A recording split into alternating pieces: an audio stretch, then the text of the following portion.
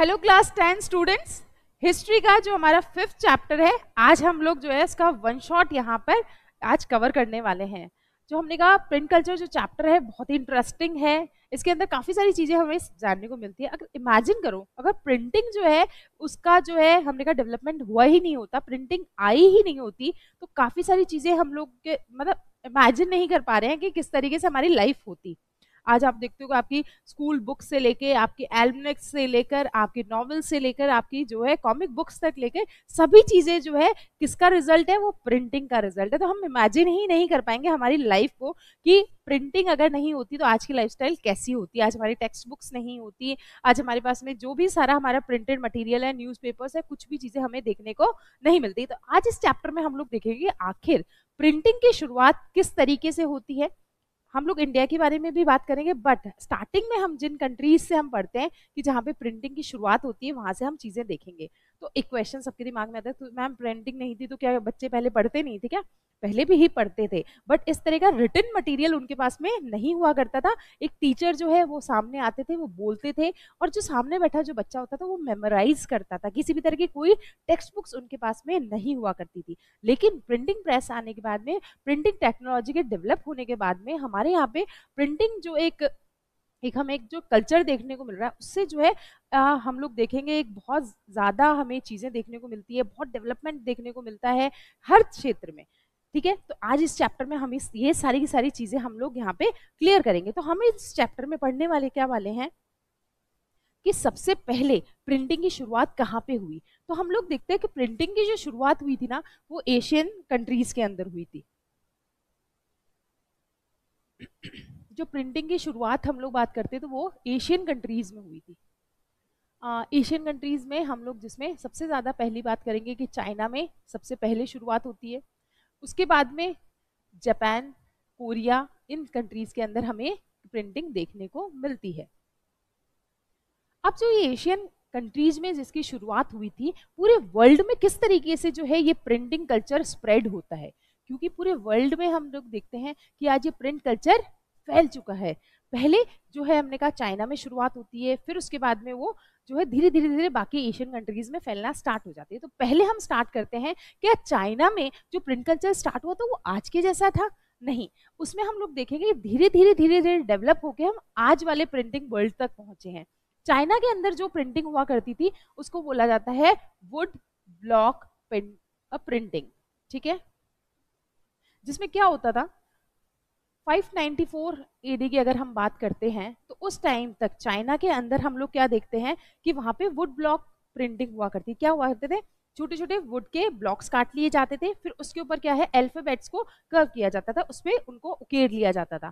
फिर उसके जो अपोजिट साइड में हम क्या करते थे, जब हम किसी भी पेपर को रब करते थे तो उसका प्रिंट हमें वहां पर मिल जाया करता था। इसी को हम वुड ब्लॉक प्रिंटिंग कहा करते थे। बट इसमें हम लोग देखते हैं कि बहुत सारी, देखो क्या है, हम कह रहे हैं बहुत एक अच्छी टेक्नोलॉजी की शुरुआत हुआ कर रही थी। उसमें हम लोग जो हर काम जो पहले मैनुअली हुआ करते थे अब वो क्या होने लगे, उसमें एक नई प्रिंटिंग टेक्नोलॉजी आ चुकी है। उसके थ्रू हम लोग क्या है रबिंग के थ्रू हम लोग प्रिंट लिया करते थे। बट इसमें भी बहुत सारी लिमिटेशंस थी। इसकी लिमिटेशंस की हम लोग किस तरीके से बात करते हैं कि पहले का जो पेपर हुआ करता था ना, वो इतना अच्छी क्वालिटी का नहीं हुआ करता था जैसा आज की क्वालिटी में हमें दिखता है। वो बहुत थिन हुआ करता था, वो पोरस हुआ करता था। इसकी वजह से आप क्या देखोगे कि उसकी वजह से जो हम देखते हैं कि जो प्रिंट आता था ना वो दूसरे साइड भी आ जाता था। जैसे हमने कहा यहाँ पे मैंने उस पेपर को रब किया तो मेरे प्रिंट यहाँ पे आना चाहिए, बट वो पतला पेपर होने की वजह से उसका जो प्रिंट जो है दूसरी साइड में भी वो प्रिंट हो जाता था। तो इसलिए ये इसके लिमिटेशन थी। तो हम कह रहे हैं एक शुरुआत हो रही थी, बट आज के कंपैरिजन में आप जब कंपेयर करते हो ना तो इतनी अच्छी टेक्नोलॉजी वो डेवलप नहीं थी। बट हाँ, जो काम पहले हर काम मैनुअली हो रहा था अब वो वुड ब्लॉक प्रिंटिंग के थ्रू थोड़ा सा ईजी हो चुका था। अब इसके अंदर हम लोग देखते हैं कि जो ये जो वुड ब्लॉक जो प्रिंटिंग हुआ करती थी, इससे पहले जो चीज़ें थी वो किस तरीके से थी। आप क्या देखोगे, जैसे हम देखते किंग्स वगैरह का जो टाइम था, हमने जब बात करी कि जो चर्च वगैरह थे, सभी लोग क्या करते थे पहले जब प्रिंटिंग नहीं हुआ करती थी तो वो लोग क्या करते थे, बहुत सारे कैलीग्राफिस्ट को रखते थे। कैलीग्राफिस्ट कौन होते हैं, जो बहुत ही बहुत ही सुंदर राइटिंग के अंदर क्या है, चीज़ों को कॉपी किया करते हैं। ब्यूटीफुल जिनकी हैंड राइटिंग होती है वो लोग कैलीग्राफिस्ट होते थे। तो पहले क्या होता था, एक आदमी यहाँ से डिक्टेट करता था, बहुत सारे लोग जो सामने बैठे होते थे और वो उनको क्या करते थे, उनको प्रिंट किया करते, मतलब लिख रहे थे मैनुअली, वो सारा काम किया करते थे। तो इसमें क्या है, हमें बहुत सारे लोगों की जरूरत पड़ती थी, सब मैनुअली काम हुआ करता था, टाइम भी बहुत ज्यादा लग रहा है। जब ये सब चीजें हो रही है तो ऑब्वियस है ना कि जो इनसे हम लोग चीजें प्रिंट करवा रहे हैं उनकी कॉस्ट बहुत ज्यादा होगी, ये कॉस्टली होते थे, तो हर कोई इनको अफोर्ड नहीं कर पा रहा था। तो हम देखते हैं चाइना के अंदर भी जो है, जो हायर क्लासेस थी, जो एलीट ग्रुप्स थे, जो क्लर्जी ग्रुप्स थे, या हमने कहा जो किंग थे, नोबेलिटी से बिलोंग करते थे, वही लोग जो है इन बुक्स को पढ़ा करते थे। बाकी आम जनता इन बुक्स से कनेक्टेड नहीं थी। धीरे धीरे टाइम बदलने लगता है, टाइम बदलने लगता है कि चाइना के अंदर हम लोग देखते हैं कि सिविल एग्जाम्स वगैरह होते हैं, ब्यूरोक्रेट्स के लिए एग्जाम्स होते हैं। अब उनके लिए तो कोई ना कोई बुक्स चाहिए ना, टेक्स्ट बुक्स तो होनी चाहिए, उनका पेपर भी प्रिंट होना है, सब चीजें हैं। तो उसके बाद में जब वुड ब्लॉक प्रिंटिंग आ जाती है तो उसका बहुत पॉजिटिव हमें इम्पैक्ट देखने को मिलता है कि जो काम बहुत टाइम लग के हो रहा था उसमें अब टाइम में थोड़ी सी बचत होने लगी थी। अब हम लोग क्या बोलते हैं कि वुड ब्लॉक प्रिंटिंग के बाद में क्या ये कैलीग्राफिस्ट वगैरह सब बंद हो गए थे, क्या हम कहते हैं जो स्क्रिप्ट्स वगैरह होते, जो स्क्राइब्स होते थे, जो लिखा करते थे, वो लोग क्या सब बंद हो चुके थे? नहीं, ऐसा नहीं था, वो भी इनके साथ साथ में चले जा रहे थे। अचानक से ऐसा नहीं हुआ था कि अचानक से लोग जो है प्रिंटिंग की तरफ कूद पड़े थे, ऐसा नहीं था। धीरे धीरे टाइम बदलाव हो रहा था। तो हमने क्या, क्योंकि बहुत ज्यादा रिक्वायरमेंट बढ़ गई, डिमांड्स बहुत ज्यादा बढ़ गई थी, इसलिए हमें प्रोडक्शन ज्यादा चाहिए था, इसलिए वहां पे क्या है, वुड ब्लॉक प्रिंटिंग जो है बहुत ज्यादा मतलब उसमें आने लगी, लाइमलाइट में आने लगी, लोग उसको जानने लगे थे। अब ये तो क्वेश्चन हमारा ये हो गया कि भाई किस तरीके से चीजें हो रही है। अब देखो मैंने आपको बताया कि किस तरीके से क्या है, एक आदमी बोल रहा है, इतने सारे लोग उसको कॉपी कर रहे हैं, ठीक है। इस तरीके से क्या है, एक बात की बहुत सारी कॉपीज एट अ टाइम यहाँ पे हो रही है। अब हमें ऐसे लोग चाहिए जो बहुत सुंदर राइटिंग में लिखे, जिनकी बातों को हम समझ सकें, तो ऐसे कैलीग्राफिस्ट हमें यहाँ पे चाहिए चाहिए, ठीक है। ये चीजें यहाँ पे हुआ करती थी। अब प्रिंट सिस्टम हमने चाइना में देखा था, सारी चीजें मैंने आपको बता दी। 594 एडी से लेकर जो है वहाँ पे क्या है, रबिंग पेपर के थ्रू हम लोग क्या करते हैं, प्रिंट लिया करते थे। बट उसकी लिमिटेशन थी कि वो बहुत थिन हुआ करता था, दोनों साइड में हमारे प्रिंट आ जाते थे। अब जो एक चीज हमें ध्यान रखें, वहां पे जो है अकॉर्डियन बुक्स बहुत ज्यादा प्रिंट होती थी। जो वहाँ की ट्रेडिशनल बुक्स हुआ करती थी उनको हम अकॉर्डियन बुक्स कहते हैं। अकॉर्डियन बुक्स मतलब इस तरीके से फोल्ड होकर चीजें बनती थी कि एक लंबा पेपर है, आप उसको ऐसे फोल्ड करके बना रहे हो। आगे उसकी इमेज गिवन है, मैं आपको दिखाती हूँ। इस तरीके से ये अकॉर्डियन बुक्स हुआ करती थी। इन पेपर्स को इस तरीके से हम लोग क्या करते थे, फोल्ड करके फिर उनको ऊपर की साइड से स्ट्रिच कर दिया जाते थे। इस तरह की पेपर बुक हमारे पास में बनती थी, जिनको हम ट्रेडिशनल बुक्स कहते हैं, कहाँ की, चाइना की। अब आगे की तरफ हम चलते हैं। अब ये जो है चीज है, जापान कैसे पहुंचा, ये प्रिंट कल्चर जो है ये जापान कैसे पहुंचा था? तो क्या होता था कि चाइना से जो है बहुत सारे बुद्धिस्ट मिशनरी अपने धर्म का प्रचार करने के लिए, अपने धर्म को प्रमोट करने के लिए अलग अलग जगह जा रहे थे। तो वो जब जापान पहुंचते तो अपने साथ में वो टेक्नोलॉजी भी लेके जाते। कौन सी वाली टेक्नोलॉजी? जो प्रिंटिंग वाली है, जो वुड ब्लॉक प्रिंटिंग वाली जो टेक्नोलॉजी है, वो उनके साथ साथ ट्रेवल करती है। कहाँ पे? जापान। जापान के लोगों को जब पता चलता है कि यार इस तरीके की भी कोई टेक्नोलॉजी है जिसके थ्रू हम लोग जो है मैनुअली सारा काम नहीं करना पड़ रहा है, थोड़ा सा इजी हो रहा है हमारे लिए काम, हर काम को हमें मैनुअली नहीं करना पड़ रहा है, तो वो लोग भी इससे बहुत ज्यादा मतलब वो प्रभावित होते हैं, बहुत खुश होते हैं कि यार इस तरीके से आइए। तो वहां पे भी जो है एक बुक लिखी जाती है जिसका नाम था डायमंड सूत्र। वो एक जो है एक बुद्धिस्ट, हमने कहा वो एक बुक थी, उसके अंदर जो है सारी सारी चीजें उसमें लिखी हुई थी। 868 एडी के अंदर वो प्रिंट करवाई जाती है। कौन से वाली तरीके से? वो हमारी जो वुड ब्लॉक प्रिंटिंग के थ्रू। ये सारी चीजें हमने देखा, सारी की सारी। तो चाइना, जापान, कोरिया से ये चीजें आगे की तरफ बढ़ती हुई जाती है। ये सारी चीजें हमने देख ली किस तरीके से हुई, सिविल एग्जामिन से उसकी वजह से अकॉर्डियन बुक्स हम पढ़ चुके हैं। आगे की तरफ हम पढ़ते हैं कि अब जो है ये चीजें एक जगह से दूसरी जगह जाने लगी। मैंने क्या कहा कि अब ऐसा शुरुआत होने लगी, लोगों को इंटरेस्ट आने लगा, लोग जो है बुक्स पढ़ना चाहते थे। चाहे मैं कह रही हूँ एलिट ग्रुप ही पढ़ रहा है, बट वो लोग बुक्स पढ़ना चाहते थे। तो पहले कैलीग्राफिस के थ्रू हो रही थी, अब वो वुड ब्लॉक प्रिंटिंग के थ्रू हो रही है। अब आगे की तरफ हम देखते हैं, जब जापान ये चीज पहुंचती है तो वहां पे भी जो है बुक लिखी जाती है जिसका नाम डायमंड सूत्रा था। एक बुद्धिस्ट जो है एपिक उसके अंदर था। टाइम पीरियड का हमें ध्यान रखना है इसके अंदर कि कौन सा था, 868 एडी के अंदर लिखा गया था। इस तरीके से देखिए डायमंड सूत्र है, ठीक है, वुड कट इलास्ट्रेशन इसके ऊपर है, इस तरीके से वो प्रिंट हुई हुई है। तो ये हमने देखा, ये सब किसके थ्रू है? ये वुड ब्लॉक प्रिंटिंग के थ्रू है। हमने कहा वहां अकॉर्डियन बुक्स जो है होने लगी थी, छपने लगी थी, किसके थ्रू? वुड ब्लॉक प्रिंटिंग के थ्रू। जापान में भी ये टेक्नोलॉजी पहुंच चुकी है, वहाँ पे पहली बुक लिखी जाती है 868 एडी के अंदर, जिसको हम डायमंड सूत्रा के नाम से जानते हैं। ये सारे क्वेश्चन कहीं पे भी पूछे जा सकते हैं, अकॉर्डियन बुक्स के बारे में पूछा जा सकता है, डायमंड सूत्रा के बारे में पूछा जा सकता है, हमें इन चीज़ों के बारे में जान सकते हैं। आगे की तरफ जब हम बढ़ते हैं तो हम यह देखते हैं कि जो चाइना है, चाइना के अंदर हम देख रहे हैं कि वहाँ पे बहुत ज़्यादा बुक्स वगैरह छपने लगी है, तो शंघाई जो है वो वहाँ का एक जो है प्रिंटिंग हब बन चुका था, तो वो हमें ध्यान रखना। उसी तरीके से जब हम देखते हैं जो जापान है, जापान में भी बहुत ज़्यादा प्रिंट वगैरह होने लगे थे, लोग जो है प्रिंट के थ्रू या वुड ब्लॉक प्रिंटिंग के थ्रू बहुत सारी चीज़ें छाप रहे थे। तो वहाँ पे एडो, एडो मतलब जो अभी हम जिसको टोक्यो के नाम से जानते हैं, पहले उसको एडो कहा जाता था। वहाँ पे जो आप देखोगे कि बहुत सारी जो है ऐसी पब्लिशिंग प्रैक्टिसेस वहाँ पे हो रही थी वुड ब्लॉक प्रिंटिंग के थ्रू। तो हमें ये ध्यान रखना है कि एडो क्या है, ये टोक्यो का ही दूसरा नाम है। यहाँ पे आप देखोगे 19वीं सेंचुरी आते आते टाइम बदल रहा है। देखिए हमने क्या कहा है कि समय अपने आप आगे की तरफ बढ़ता जा रहा है, बहुत सारे चेंजेस हमें देखने को मिलेंगे यहाँ पे। In the late 19th century, illustrative collections of paintings depicted an elegant urban culture, and libraries and bookstores were packed with hand-printed material of various types, books on women, musical instruments, etc. अब आपने देखा कि अब time बदल रहा है, अब लोगों को मतलब ये होने लगा कि केवल एलीट ग्रुप नहीं पढ़ेगा, केवल मेल्स नहीं पढ़ेंगे, फीमेल्स भी पढ़ने लगी है, वो अपने खुद के प्लेज, पोएट्री वगैरह को भी पब्लिश कराने लगी है। तो अब जो है एक बाढ़ सी आ जाएगी, बहुत सारी जो है आपको बुक्स देखने को मिलेगी, सारी हैंड रिटन बुक्स वहाँ पे होगी। अब यहाँ पे जो कितागावा उतामारू जो है एक पेंटर है, उन्होंने जो है उकियो नाम से जो है बहुत सारी अपनी पेंटिंग्स लिखी है, जिसमें मतलब वो फ्लोटिंग वर्ड के माध्यम एक सपने की दुनिया के बारे में सारी चीजें लिख रही है, पूरे अर्बनाइजेशन के बारे में वो लिख रही है, तो हमें इनका नाम भी पता रखना है। आगे की तरफ हम बढ़ते हैं। अब हमने कहा चलो सारी चीजें हम समझ गए कि किस तरीके से चाइना से चीजें जो है कहाँ पहुंची है, चाइना से जापान, कोरिया सब जगह पहुंच गई। अब हमने कहा ये तो सब चाइना हो चाहे जापान हो चाहे वो सारी एशियन कंट्रीज है, ठीक है।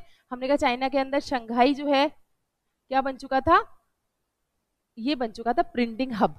इसी तरह जापान जो है वहां पे एडो यानी कि टोक्यो क्या बन चुका है, वहां पे बहुत सारी ऐसी पब्लिशिंग प्रैक्टिसेस हो रही हैं, पब्लिशिंग जो है ऐसी प्रैक्टिसेस की जा रही है। अब एक क्वेश्चन बनता है कि एशियन कंट्रीज से ये यूरोप तक आखिर ये चीजें कैसे पहुंची, यूरोपियन कंट्रीज तक ये जो है प्रिंटिंग कैसे पहुंच पाया, ये चीज हमें देखनी है यहाँ पे। तो ये ऐसे हुआ था कि मार्को पोलो नाम का एक जो है ट्रेवलर था,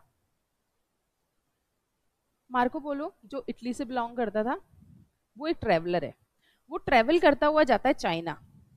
चाइना में वो मोनोपोली समझने गया था कि आखिर चाइना जो है सिल्क रूट के थ्रू किस तरीके से सारी चीज़ें जो है मोनोपोलाइज कर रखी है, हर जगह जो है ट्रेड में वो ही हर जगह आगे है। तो ये चीज़ें समझने के लिए मार्को पोलो क्या है चाइना जाता है। जब वो वहाँ जाता है वहाँ पे वो देखता है कि वो ये वुड ब्लॉक प्रिंटिंग बहुत ज़्यादा फेमस हो रखी है और इसके थ्रू प्रिंटिंग बहुत ईजी हो गया है। तो वो जब वापस अपने घर लौटता है, यानी कि जब वो इटली पहुँचता है वापस, तो वो अपने साथ में एक नॉलेज भी लेके आता है, वो क्या थी, would block printing.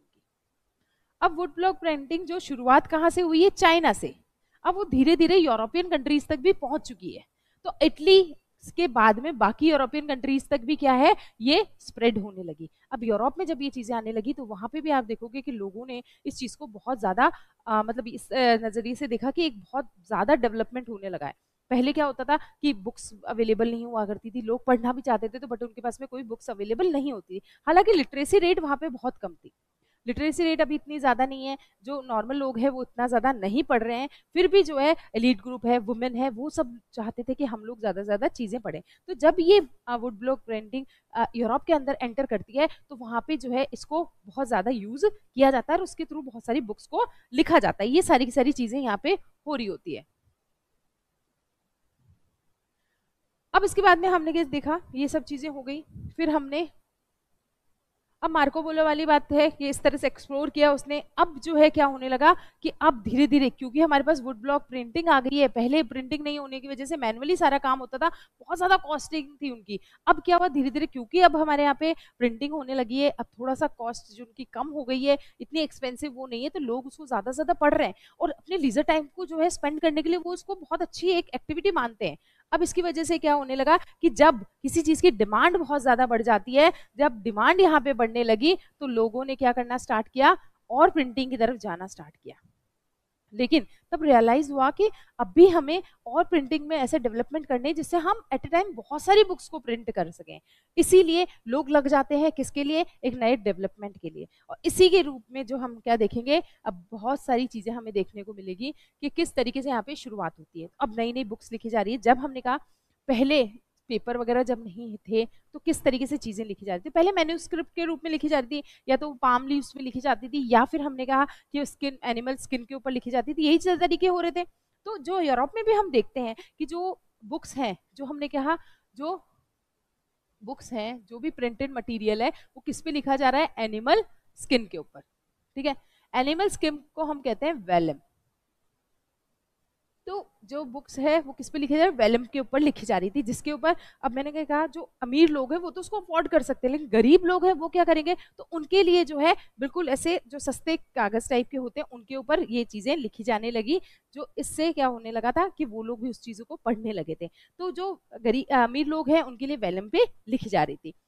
But the production of handwritten manuscript could not satisfy the ever increasing demand for books। लेकिन ये जो मैन्यूस्क्रिप्ट ही ये फ्रेजाइल होती है, हमें पता है कि ज़्यादा टाइम तक नहीं रह पाती है, इसलिए उन्होंने क्या करा, क्योंकि अब ये चीज़ें हमने कहा सबके लिए पॉसिबल भी नहीं थी, तो उस केस में क्या है, लोगों को यूँ लगने लगा हमें भी बुक्स पढ़ने को मिले, बहुत ज़्यादा डिमांड बढ़ने लगी थी हर में, अमीर ग्रुप हो, गरीब ग्रुप हो, हमने कहा वुमेन हो, मैन हो, सभी लोग चाहते थे कि हम लोगों को बुक्स पढ़ने के लिए मिले। अब जब ये इस तरीके से चीजें होने लगी तो हमने क्या कहा कि बहुत ज्यादा चीजें, हम देखो वुड ब्लॉक प्रिंटिंग के थ्रू केवल बुक्स नहीं छप रही थी, साथ ही साथ में हम देखेंगे कि बहुत सारे मतलब प्लेइंग कार्ड्स वगैरह छप रहे हैं, रिलीजियस पिक्चर्स भी बहुत सारी प्रिंट होने लगी थी, और हमने क्या कहा छोटे मोटे टेक्स्ट भी लिखे होते थे। हमने कहा कि उसके अंदर जब हम कोई टेक्स्ट लिख रहे हैं उसके साइड में हम लोग क्या है पिक्चर्स वगैरह भी पेंट करने लगे थे, प्रिंट करने लगे थे। ठीक है, तो ये सब चीजें यहाँ पे होने लगी। इसी टाइम में जब डिमांड बहुत ज्यादा हाई है, इसी टाइम में एक नई प्रिंटिंग प्रेस आती है। उस प्रिंटिंग प्रेस को डेवलप करने वाले जो थे उनका नाम है जॉन गुटेनबर्ग। ठीक है, उनका नाम है John Gutenberg. John Gutenberg actual में एक मर्चेंट के बेटे थे, और उन्होंने क्या है हमेशा से ये चीज़ देखी थी कि किस तरीके से जो ऑलिव प्रेसेस वगैरह होती है, इन सब चीज़ों को उन्होंने बचपन से देखा होता है, तो उनको पता होता है कि कैसे करना होता है। और वो क्या है, जैसे होता है ना गोल्ड स्मिथ वगैरह जो काम होता है, सुनार वगैरह काम है, वो उन्होंने देख रखा होता है कि मेटल्स के कैसे मोल्ड्स वगैरह बनाए जाते हैं, कैसे उसमें फिलिंग की जाती है। ये सब जो उनकी नॉलेज थी उनको बहुत काम आती है, और वो एक जो है क्या बनाते हैं, एक प्रेस बनाते हैं। अब इसके बाद में जो है हम बात करते हैं, जो जॉन गुटेनबर्ग है 1430 के अंदर एक ऑलिव प्रेस जो है प्रिंटिंग प्रेस को डेवलप करते हैं। यहाँ से एक नया हमें जो है वहाँ पे एक मतलब बोलते हैं ना, एक मतलब एक बहुत बड़ा चेंज देखने को मिलता है डेवलपमेंट की दुनिया, प्रिंटिंग की दुनिया के अंदर। कि पहले हमने कहा जीरो से स्टार्ट हुई, पहले क्या होता है सब लोग हाथ से लिख रहे थे, फिर वुड ब्लॉक प्रिंटिंग आ गई, फिर अब गुटेनबर्ग ने क्या है एक मशीन बना दी है जो कि मैनुअली वर्क करती है। हालांकि उसमें मैनुअली काम करना पड़ रहा है, कोई इलेक्ट्रिकल उसमें नहीं था, लेकिन इससे भी क्या हो रहा था, एक टाइम में बहुत सारी कॉपीज प्रिंट हो रही थी। तो गुटेनबर्ग जो है एक प्रेस बनाते हैं 1430 के अंदर, और उससे जो है वो एक बुक लिखते हैं, दी बाइबल। जो फर्स्ट बुक वहां से प्रिंट होती है उसका नाम थी दी बाइबल, और उसकी एक ही बार में 180 कॉपीज जो है प्रिंट होती है, और वो सब जगह जाती है। तो इस तरीके से हमें क्या लगता है कि जो चीजें हैं इस तरीके से बदलने लगी थी। अभी हमने देखा, देखिए गुटेनबर्ग की मशीन है, इसमें हालांकि सारा काम जो है मैनुअली करना पड़ रहा है, सब चीज़ें जो मैनुअली हो रही है, किसी मतलब उसमें प्रेस अपन जोड़ लगा के फिर जो है प्रिंट कर रहे हैं उस चीज़ को, ये सारी चीज़ें यहाँ पे हो रही है। तो इस तरीके से बाइबल जो है बुक, इसको प्रिंट किया गया था। अब हमने क्या कहा, जॉन गुटेनबर्ग जो है एक मर्चेंट के बेटे थे, मैंने आपको पूरी चीज़ें बताई है। एक उसमें देखे थे उन्होंने शुरू से ही वाइन और ऑलिव प्रेसेस को देखा था, तो उनको एक आइडिया था कि किस तरीके से मैं एक मशीन बना सकता हूँ। तो उन्होंने क्या करा है, उन्होंने गोल्डस्मिथ का काम भी सीख रखा था, तो उनको ये पता है। अब एक आपको पता है ना कि सुनार कितनी बारीकी से काम करता है, उसको मतलब गहने का पहले डिज़ाइन तैयार करके फिर वो मोल्ड्स के अंदर सारी चीज़ें भरना, फिर उसको प्रिपेयर करना, तो वो बारीकी से सारा काम उनको समझ में आया हुआ था। तो उन्होंने क्या किया, इसी मॉडल को अपने दिमाग में रखा और प्रिंटिंग प्रेस को क्या है उन्होंने डेवलप कर दिया था। उसके अंदर क्या है कि उसने वो जो उन्होंने अलग अलग मोल्ड्स बनाए, मोल्ड्स के अंदर अलग अलग लेटर्स लिख दिया और उसके थ्रू प्रिंटिंग होने लगी थी। 1448 के अंदर जो है फाइनली उनकी जो है मशीन बन के रेडी हो जाती है, प्रिंटिंग प्रेस, और उसके अंदर जो पहली बुक प्रिंट होती है वो थी दी बाइबल। तो हमें याद रखना है, ध्यान रखिए, चाहे वो डायमंड सूत्रा हो, चाहे वो अकॉर्डियन बुक्स हो, चाहे वो दी बाइबल हो, हमें इनके बारे में याद रखना है कि ये कब प्रिंट हुई थी और किसने प्रिंट की थी। अब हम देखेंगे 180 कॉपीज इसकी प्रिंट हुई थी। अब इसके मतलब हमने कहा कि जो 180 कॉपीज आपने पूरी बाइबल की रेडी कर दी, ये मतलब हमने कहा इसमें 3 साल का टाइम लगता है, लेकिन उस टाइम के हिसाब से बहुत वो था। आज तो हम एट ए टाइम में एक कमांड देके कितने सारे प्रिंट निकाल सकते हैं, लेकिन उस टाइम के हिसाब से देखोगे तो ये बहुत फास्ट था कि इतनी बड़ी जो बुक थी उसको हमने उसकी 180 कॉपीज रेडी कर दी थी। Initially resembled hand written manuscript. हम लोग स्टार्टिंग में जो चीज़ें देख रहे हैं हैंड रिटन मैन्यूस्क्रिप्ट्स वगैरह होती थी, फिर लोगों को लगने लगा नहीं हमारी डिमांड्स को फुलफिल नहीं कर रहे हैं, तो फिर हमारे सामने नई सारी मशीन्स आती है। अब इसमें है कि मान लो कि हमने ये एक कोई भी टेक्स्ट रख दिया, तो इसके साइड में ऐसे जगह खाली रखी जाती थी, जिसके अंदर क्या है आप बहुत सारी डिजाइन्स बना सकते हो, आप इसके अंदर कोई पिक्चर्स लगा सकते हो, कोई अच्छे अच्छे इलस्ट्रेशंस कर सकते हो। इसके लिए स्पेस दिया हुआ था ताकि वो दिखने में सुंदर लगे, सजावट की जाती थी, उसको एक ऑर्नामेंटल लुक दिया जाता था। अब इसके अंदर जो है हर चीज में कई देखिए जो ये वाला ब्लैंक स्पेस है, कई जो पैसे वाले लोग हैं उसको कस्टमाइज कराते थे अपने हिसाब से कि हमें ये चीज इसमें चाहिए, हमें इस तरीके से सुंदर दिखना चाहिए, ये सारी चीजें इसमें हुआ करती थी। तो मतलब हर तरीके से थे, गरीब लोग थे तो उनको नॉर्मल भी मिल जाती थी, बहुत ज्यादा जो रिच ग्रुप होता था उनको उसमें थोड़ा सा हम कस्टमाइज करके देते थे, उसमें सुंदर सुंदर पेंटिंग्स जो है वो बनी हुई होती थी। इस तरीके से हम लोग चीजें कर रहे थे। अब आप देखोगे कि जो नई नई मशीनें सुधार हो रहे हैं, हम जीरो से शुरू हुए थे, जीरो से शुरू होते होते होते हम आज कहाँ पहुंच चुके हैं, 1448 के टाइम तक गुटेनबर्ग ने एक नई मशीन बना ली है। अब इससे क्या सुधार हुआ, इससे क्या चेंज आया है, उससे आया कि एक नए तरह का प्रिंट रेवोल्यूशन हमें यूरोप में देखने को मिलता है। क्यों? क्योंकि अब पहले क्या होता था कि चीजें बहुत कॉस्टली हुआ करती, बुक्स बहुत कॉस्टली हुआ करती थी, हर आदमी अफोर्ड नहीं कर पाता था। तो अब लेकिन क्योंकि प्रिंटिंग आने की वजह से चीजें बहुत अब सस्ती होती जा रही है, तो आम आदमी अफोर्ड कर पा रहा है, उसको पढ़ रहा है आराम से हर आदमी। अब जो हम पहले बात करते हैं, जब हम इस प्रिंट रेवोल्यूशन की बात कर रहे हैं, उस टाइम में लिटरेसी रेट इतनी ज्यादा नहीं थी, 20-30% जो यूरोप के लोग थे वो पढ़े लिखे थे, तो उनको बुक्स चाहिए थी, लेकिन वो भी क्या है उनकी भी डिमांड बहुत ज्यादा थी, उनकी भी डिमांड बहुत ज्यादा थी, वही पूरी नहीं हो पा रही। तो उस केस में प्रिंट आने की वजह से क्या होने लगा कि लोगों के अंदर एक मतलब यूं हो गया कि हाँ हमें नई से नई बुक्स पढ़नी है, हमें ज्यादा से ज्यादा बुक्स पढ़नी है, ये सारी चीजें यहाँ पे हो रही थी। Print revolution is not only a new way to producing books, if transferred, अब देखिए, it transferred lives of people, changing their relationship to information and knowledge with institutions and authorities। अब प्रिंट रेवोल्यूशन की वजह से केवल जो है हम कह रहे हैं कि लोगों के लिए पढ़ने का मटेरियल ही नहीं है, लोगों की सोच में भी चेंज हुआ है, लोगों की नॉलेज में भी फर्क आ रहा है, मतलब ये सारी चीजें होती जा रही थी। तो अब जो राजा है और लोगों के बीच का कनेक्शन आप देखोगे, आपने कहा जो अलग अलग इंस्टीट्यूशंस है उनके बीच में, मतलब चर्च वगैरह है उनके साथ में उनके कनेक्शन चेंज होने लगे, मतलब लोगों को एक नई सोच दे रहा है प्रिंट।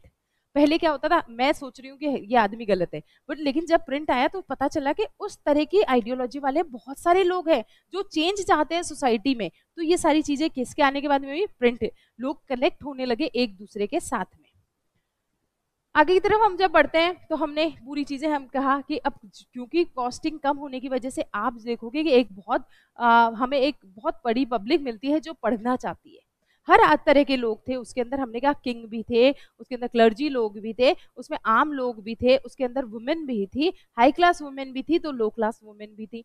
हर आदमी जो है उसमें लिखना चाहे, चर्च चाहता था कि वो अपनी बढ़ाई के लिए बहुत सारी चीजें लिखे, राजा चाहता था कि वो अपने लिए बहुत सारी ऐसी चीजें लिखे जिसमें राजा की सारी पॉजिटिव बातें लिखी हुई है, तो जिससे राजा का जो है और प्रेस्टीज बढ़ जाए। आम आदमी चाहते थे कि उनकी असली जिंदगी जो है वो दुनिया के सामने आए, तो मतलब हर आदमी चाहता था कि प्रिंट के थ्रू मैं अपने आप को एक्सप्रेस कर सकूं।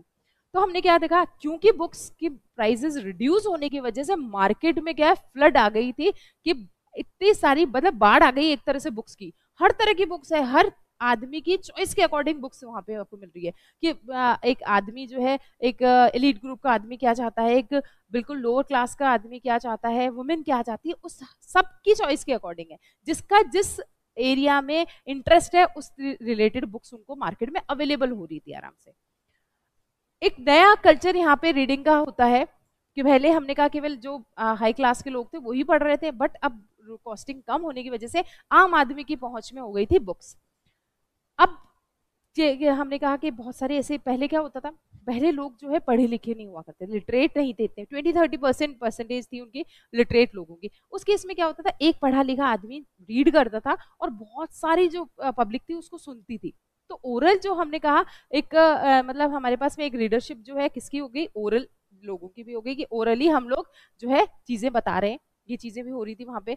Before the print revolution books were expensive, but the transition was not as simple as books could only be read by the literate। अब हमने कहा बुक्स आने से क्या होता है, बाकी लोग तो पढ़े भी नहीं है, वो किस तरीके से बुक्स को पढ़ेंगे। आज स्टोरीज होती है, स्टोरीज जो होती है हम जब किसी को सुनाते हैं तो वो पढ़ा लिखा है अनपढ़ है कुछ उससे फर्क नहीं पड़ता है, अगले वाले को सुनने में बड़ा इंटरेस्ट आता है, वो सुनना चाहता है। तो इस तरीके का एक ओरल लिटरेचर भी हमारे सामने हमें आता है। अब इसमें हमने कहा कि बहुत सारी जो चीज़ें थी, हमने कहा उस टाइम में जो वहाँ के फोक टेल्स वगैरह थे, फोक लिटरेचर था, फोक कल्चर था, वो भी ज़्यादा से ज़्यादा क्या किया जा रहा है, वहाँ पे लोग उसको पढ़ रहे थे, सुन रहे थे और क्या कर रहे थे, उनको कलेक्ट कर रहे थे और उन स्टोरीज की बुक्स बना रहे थे। फिर बाद में एक कोई लिटरेट आदमी उसको रीड कर रहा था और बाकी सब लोग उसको सुन रहे थे। तो ये हमें दिखता है कि ओरल कल्चर भी हमारे सामने आता है इसमें, कि एक जो है लिटरेट लोग हैं जो रीडर हैं जो पढ़ रहे हैं, दूसरी तरफ हमारे पास में एक ऐसी पॉपुलेशन है जो रीडर्स हैं, किस तरीके से ओरली, वो ओरल लिटरेचर सुनना चाहते हैं। तो उसमें स्टोरीज भी हो जाती है, फोक टेल्स भी हो जाती है, फेरी टेल्स भी हो जाती है, सारी चीजें ओरल लिटरेचर के अंदर हम लोग कंसिडर करते। तो आप क्या देख रहे हो, बुक्स के सस्ते होने की वजह से ये सारी चीजें होने लगी है। नेक्स्ट इज हम लोग देखते हैं कि बहुत सारी चीजें जो है हमें देखने को मिलती है। अब प्रिंट आ रहा है, प्रिंट से हर चीज जो है हमने कहा पॉजिटिव नहीं हो सकती है। प्रिंट की वजह से क्या होगा कि हर अथॉरिटी को क्वेश्चन किया जाने लगा था। पहले क्या होता था कि एक अथॉरिटी है वो सिर्फ बोलती थी, बाकी सब सुनते थे।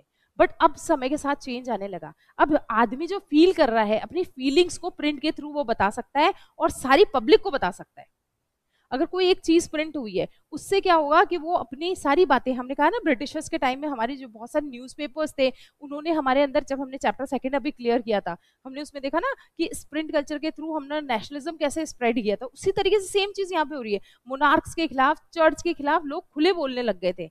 तो ये चीजें यहाँ पे होने लगी थी कि यहाँ पे क्या है, कई लोग जो है धर्म के खिलाफ बोल रहे थे, कई लोग जो है धर्म को सपोर्ट कर रहे थे, कई लोग मोनार्की के खिलाफ थे, कई लोग मोनार्की को सपोर्ट कर रहे थे। तो हमें यहाँ पे देखने को मिलेगा कि अलग ही तरह का डिबेट्स और डिस्कशन वाला टाइम हमारे सामने है, जिसमें अब आप प्रिंट जो आया है उस वो एक बहुत बड़ा वेपन बन गया था। आम आदमी अपनी बातें कह सकता था। पहले क्या होता था, डरा दिया जाता था, धमका दिया जाता था, तो ग्रुपिंग होती नहीं थी, उनकी बातें एक दूसरे तक नहीं पहुंच सकती थी। बट प्रिंट आने के बाद में सोसाइटी चेंज होती है, तो हम क्या देखते हैं कि बहुत सारी जो लोगों के विचार थे वो एक दूसरे तक पहुंचते हैं। ठीक है, ये चीजें हमें देखते हैं, रिलीजियस डिबेट्स और फियर ऑफ प्रिंट। अब गलत होगा उसको प्रिंट का डर होगा, तो सेम चीजें ऐसे ही होती लगी कि जो अथॉरिटीज थे उनके मन में डर आने लगा कि यार अब ये लोग प्रिंट के थ्रू कनेक्ट हो रहे हैं और बहुत सारे बड़े बड़े रेवोल्यूशंस आएंगे, बहुत सारे चेंजेस आएंगे, अभी हमारे खिलाफ आवाज उठाना स्टार्ट करेंगे। यही हो रहा है हर जगह, चाहे आप फ्रेंच रेवोल्यूशन देख लो, चाहे आप अदर कंट्रीज के रेवोल्यूशन देख लो, उसमें प्रिंट ने एक बहुत इंपॉर्टेंट रोल प्ले किया है।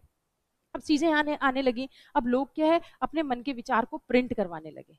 इसी के अंदर जो है आप एक मार्टिन लूथर किंग का नाम सुनते हैं, 1517 में वो एक बुक प्रिंट कराते हैं जिसका नाम था 95 थीसिस। ठीक है, तो इसमें क्या है, उन्होंने जो 1517 के अंदर एक बुक वो लोग प्रिंट कराते हैं जिसका नाम था 95 थीसिस। किसने प्रिंट करी थी ये, मार्टिन लूथर ने।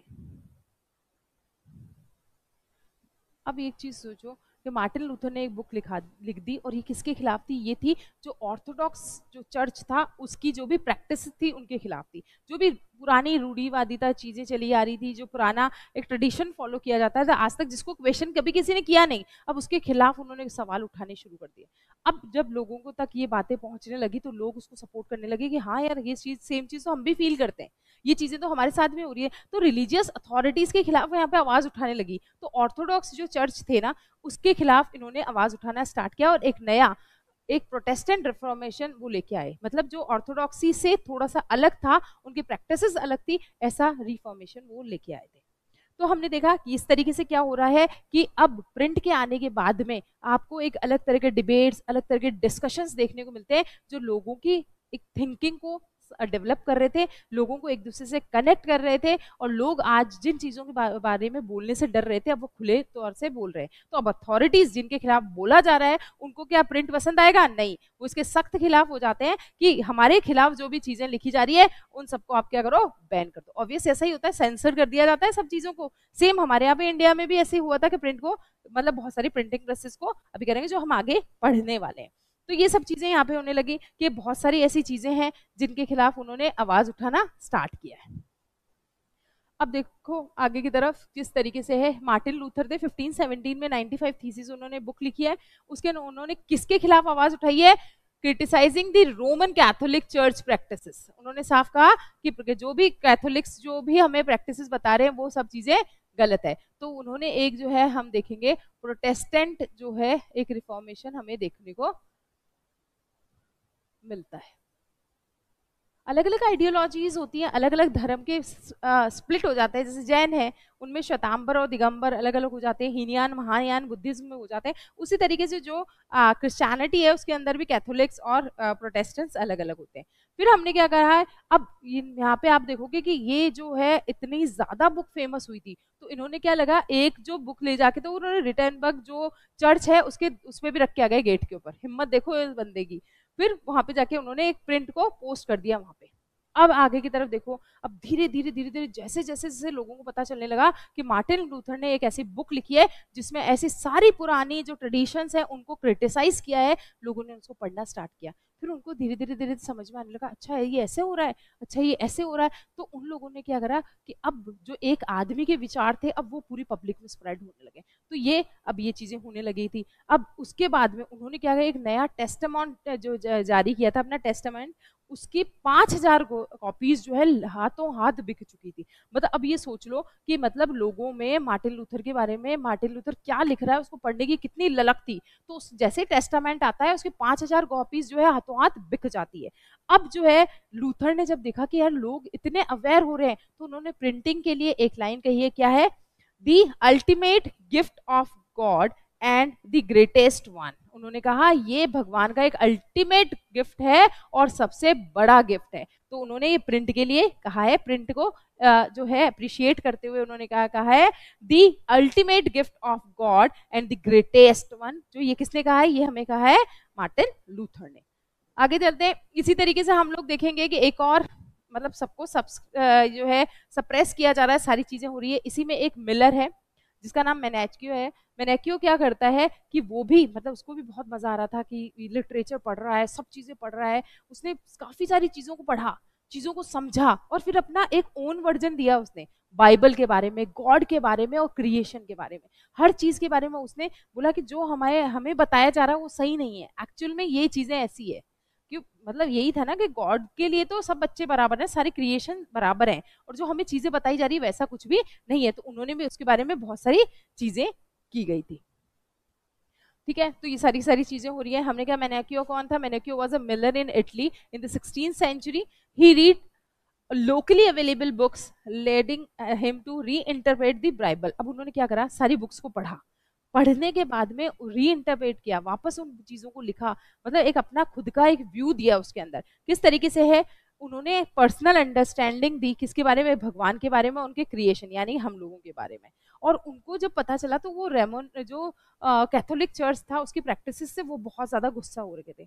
और मतलब ये चीजें जो है उन्होंने क्या करा, लोगों को बताना स्टार्ट किया, लोगों को उसके बारे में जो अवेयर करना स्टार्ट किया। जब ये बातें रोमन कैथोलिक के दिमाग मतलब बात पहुंचती है कि यार पहले लूथर अब मैनेक्यो, मतलब इस तरीके से तो लोग जो है धीरे धीरे धीरे धीरे उनकी हिम्मत बढ़ती जा रही है, वो हमारे बारे में कुछ भी लिख सकते हैं। तो उन लोगों ने क्या करना स्टार्ट किया कि उनको सप्रेस करना स्टार्ट किया। उन्होंने बोला अभी इन पे रोक लगा दे तो बढ़िया है, नहीं तो बहुत सारे मार्टिन लूथर आ जाएंगे और बहुत सारे मैनेक्यो भी आ जाएंगे। तो इसलिए उन्होंने क्या करा कि ऐसे सारी चीजों को इनक्यूएशंस के थ्रू सप्रेस करना स्टार्ट किया और उनको नाम दिया हेरेटिकल आइडियाज। हेरेटिकल आइडियाज मतलब जो रिलीजन के खिलाफ आइडियाज होते हैं। तो मतलब ये लोग क्या कर रहे हैं कि रिलीजन के खिलाफ जाके ऐसे आइडियाज को प्रोपेगेट कर रहे हैं, लोगों को बता रहे हैं, जिससे ऐसी चीजें फीलिंग लोगों के अंदर आ रही है जो इररिलीजियस है, जो उनको उनके धर्म से दूर लेके जा रही है। तो ऐसे लोगों को हम बख्श नहीं सकते। तो इसी के चलते मैनेक्यो को जो है एग्जीक्यूट कर दिया जाता है कि नहीं, आपने जो है रिलीजियस चीजें करी है, आपने हेरेटिकल जो आइडियाज स्प्रेड करने की कोशिश की है, इसलिए फिर उनको मरवा दिया जाता है। फिर उसके बाद में हम लोग चीजें देखेंगे कि चर्च को जब लगा कि हम एक मैनाकियो को तो मरवा देंगे, बट आगे भी तो यही सब चीजें सेम आगे रिपीट होगी, तो हम उसको कैसे रोक सकते हैं। तो इसलिए उन्होंने क्या करा, एक इंडेक्स ऑफ प्रोहिबिटेड बुक्स जो है वो उन्होंने लॉन्च करी। उन्होंने 1558 में एक ऐसी लिस्ट बनाई जिसके अंदर सारी बुक्स के बारे में लिखा हुआ था, इन बुक्स को पढ़ना गैर कानूनी है, अगर किसी ने भी इन बुक्स को खरीदा या पढ़ा तो उनको जो है पनिशमेंट मिलेगी। तो इस तरह की सारी बुक्स जिसमें कैथोलिक चर्च के बारे में बुराइयां लिखी है, उनकी प्रैक्टिसेस को क्रिटिसाइज किया गया है, यानी सारी बुक्स को उन्होंने क्या करा है उसके अंदर लिख दिया और बोले इन बुक्स को कोई भी पढ़ेगा लिखेगा नहीं। तो हमें पता होना चाहिए इंडेक्स ऑफ प्रोहिबिटेड बुक्स जो है 1558 में जो है उसको करा गया था, और सारी हेरिटिकल और जो डेंजरस आइडियाज वाली बुक्स थी उन सबको बैन कर दिया गया है। ठीक है, ये सारी चीजें यहाँ पे हो रही है। आगे आप देखोगे कि अब हम करें रिलीजियस डिबेट्स हो रहे हैं, रिलीजियस डिस्कशंस हो रहे हैं, एक बहुत चेंज सोसाइटी के अंदर आ रहा है। इसी टाइम में एक नई तरह की रीडिंग पब्लिक हमारे सामने आती है, एक रीडिंग मैनिया हमें देखने को मिलता है। अब क्योंकि बुक्स बहुत सस्ती हो गई हैं, लिटरेसी रेट जो है धीरे धीरे बढ़ने लगी है, 60 to 70% हमारे सामने लिटरेसी रेट देखने को मिल रही है, क्योंकि बुक्स सस्ती हो चुकी है। इसलिए वहाँ पे क्या कर दिया गया, अब बुक्स को जो है मतलब जो प्राइमरी एजुकेशन है उसको उन्होंने क्या कर दिया है, कंपलसरी कर दिया था। ये सारी चीजें यहाँ पे हो रही है। 17th and 18th century literacy rate increase across Europe. अब इसके अंदर क्या है, अब चीजें होने लगी कि अब जो चर्च वगैरह थे वो लोग इसमें क्या कर रहे थे, जो वेलफेयर के लिए जो है कि जो वो चाह रहे थे स्कूल्स है उनके लिए खोले जाए, जो पीजेंट्स है ऐसे लोगों के लिए क्या करो आप, जो छोटे मोटे लोग हैं जो काम करने वाले लोग हैं उनके लिए आप क्या करो, स्कूल्स खोलो ताकि वो एजुकेट हो सके और अवेयरनेस उनके मन में आ सके। अब हमने कहा 60 to 80% तक लिटरेसी रेट जो है इंक्रीज हो जाती है। अब इसके अंदर क्या है, जैसे लिटरेसी रेट बढ़ी तो हमने कहा बुक्स के अलावा जो टेक्स्ट बुक्स है ना, टेक्स्ट के बुक्स के अलावा भी जो है लोगों की डिमांड होने लगी, जो वो अपनी लीजर एक्टिविटी के रूप में पढ़ेंगे, जब वो फ्री हो, जब पढ़ना चाहते हैं, अपने शौक के हिसाब से पढ़ना चाहते हैं, ऐसी बुक्स की भी डिमांड बहुत ज्यादा होने लगी। अब इसके अंदर जो है उनके ऊपर एक प्रेशर बनने लगा प्रिंटर्स के ऊपर कि अब आपको जो है ज्यादा से ज्यादा बुक्स को प्रिंट करना है, ये सारी चीजें होने लगी। हम देखेंगे बहुत सारे सबके लिए अलग अलग बुक्स के लिए, वुमेन को किस तरीके घर चलाना चाहिए, कैसे वो अच्छा खाना बना सकती है, कैसे अच्छी मदर बन सकती है, इस तरह की बुक्स मार्केट में आने लगी थी। और लोग अपने को कैसे इम्प्रूव कर सकते हैं, इस तरह की बुक्स आने लगी। बच्चों के लिए उनके हिसाब से बुक्स आने लगी, तो मतलब हर आदमी के लिए बुक्स वहां पे बनने लगी थी। अब जो यहाँ पे होते थे बुक सेलर्स, जैसे मान लो एक बुक स्टोर है, उनको अपनी बुक्स को सेल करना है, तो उसके लिए क्या पेडलर्स अपॉइंट करते थे, जो पैदल पैदल घूम के बुक्स को बेचते ना, इस तरह के पेडलर्स अपॉइंट करते थे। तो उस तरीके से क्या है, बुक्स जो है सिटीज के अलावा गाँवों तक भी पहुंच रही थी। अब एक नए तरह का लिटरेचर आपको देखने को मिलता है, हम इसमें देखते हैं बहुत सारे एल्मेनेक्स हमें देखने को मिलते हैं जिसमें रिचुअल कैलेंडर्स वगैरह होते हैं, ये सारी चीजें होने लगी। बिब्लियोथेक ब्लू जो है हम देखें फ्रांस के अंदर थी ये, और इसका क्या फ्रंट कवर जो है ब्लू कलर को हुआ करता था, ये प्राइस में बहुत कम थी और बहुत छोटी साइज की बुक्स हुआ करती थी। बैलेट्स और फोक टेल्स वगैरह है, ट्रेडिशनल स्टोरीज होती थी, गांव के हर एक कोने में जा जाके वहाँ की स्टोरीज को सुना जाता था, फिर उनको अपने हिसाब से थोड़ा सा और इंटरेस्टिंग बना के फिर उनको ब्रिक्स में प्रिंट किया जाता था, ये सारी चीजें हो रही थी। रोमांसेस और हिस्टोरियंस जो है इसके अंदर जो है हमारे मतलब हमारा ऐसा हिस्ट्री जो है, हमारी पास्ट जो है उसके बारे में सारी चीजें लिखी जाती थी। फिर हमने कहा पैनी चैप बुक्स होती, पैनी चैप बुक्स मतलब इंग्लैंड के अंदर कई छोटी छोटी बुक्स इतनी सस्ते में, यानी एक पैनी में भी वो मिल जाती थी, ऐसी बुक्स भी मिलने लगी जिन्हें हम पैनी चैप बुक्स के नाम से जानते हैं।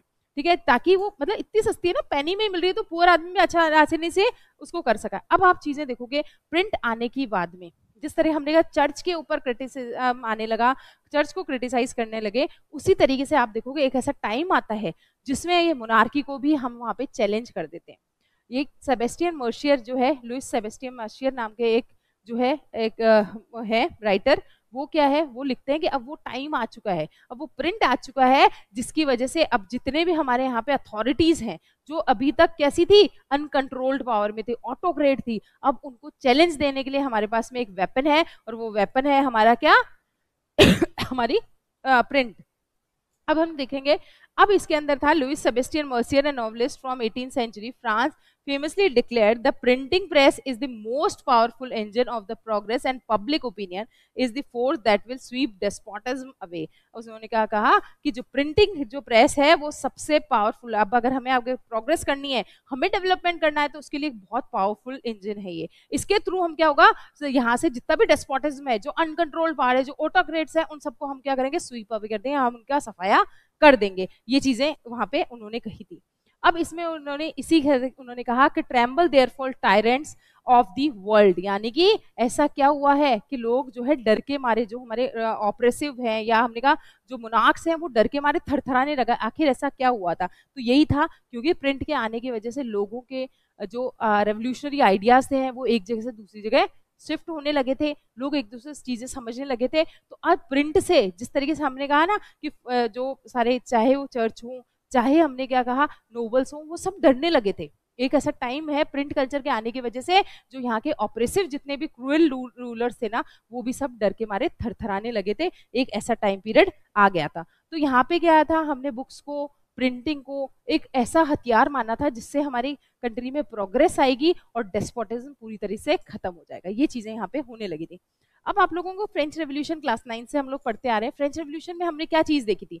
फ्रेंच रेवोल्यूशन मतलब हालांकि हम ये नहीं कहते कि सिर्फ प्रिंट की वजह से फ्रेंच रेवोल्यूशन हुआ था, बट जो प्रिंट रेवोल्यूशन आया, प्रिंट कल्चर आया, उससे आइडियाज जरूर एक जगह से दूसरी जगह हुए. हम एनलाइटमेंट की बात करते हैं कि फ्रांस के अंदर जो है एनलाइटमेंट आया, लोगों के अंदर एक उनको नॉलेज आई थी. तो वो किस तरीके से आई थी? हमने कहा कि बहुत सारे, जैसे हमने कहा रूसो है, मोंटेस्क्यू है, लॉक है, जो वॉल्टेयर है, ये सब सारे के सारे जो बहुत सारे राइटर्स थे, इन लोगों ने क्या करा, अपने आइडियाज को बुक्स के थ्रू लिखा. फिर उसके बाद में वो आइडियाज धीरे धीरे धीरे धीरे पूरे फ्रांस में फैल गए और सब लोग जो है उनकी आइडियोलॉजी से कनेक्ट होने लगे. उनको लगने लगा नहीं यार, क्रूएल राजा है, इतने दिन हम लोग ने कभी क्वेश्चन ही नहीं किया ऐसे राजा को, बट अब उनको लगने लगा कि नहीं, अगर हम उनको चैलेंज करेंगे तो ये जरूर हमसे हार सकते हैं. तो ये चीजें आई थी किसके थ्रू? प्रिंट के थ्रू. अब हमने कहा कि इसको देखते हुए हम थ्री आइडियाज हम लोग देखते हैं. पहली चीज मैंने अभी आपको बताई कि जो एनलाइटमेंट थिंकर्स थे उनकी सारी चीजें पॉपुलराइज्ड होती है. जैसे मैंने एग्जांपल दिया आपको, वॉल्टेयर का दिया, रूसो, मोंटेस्क्यू, लॉक जो थे, इनके आइडियाज इनके खुद के थे, वो 10 लोगों से शेयर कर सकते थे, लेकिन पूरे फ्रांस में वो कैसे फैले थे? वो प्रिंट के थ्रू फैले थे.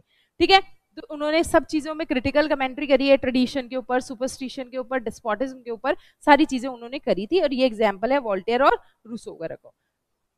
जिस नजर से ये पूरे अभी फ्रांस को देख रहे थे ना, उसी नजर से उन्होंने पूरे फ्रांस को के लोगों को फ्रांस को दिखाया था. एक्चुअल जो तस्वीर उनके सामने थी ना, उन्होंने पूरे फ्रांस को दिखाई थी. वो कैसे? प्रिंट के जरिए. सेकेंड थिंग है कि एक नया कल्चर आता है डायलॉग्स और डिबेट्स का.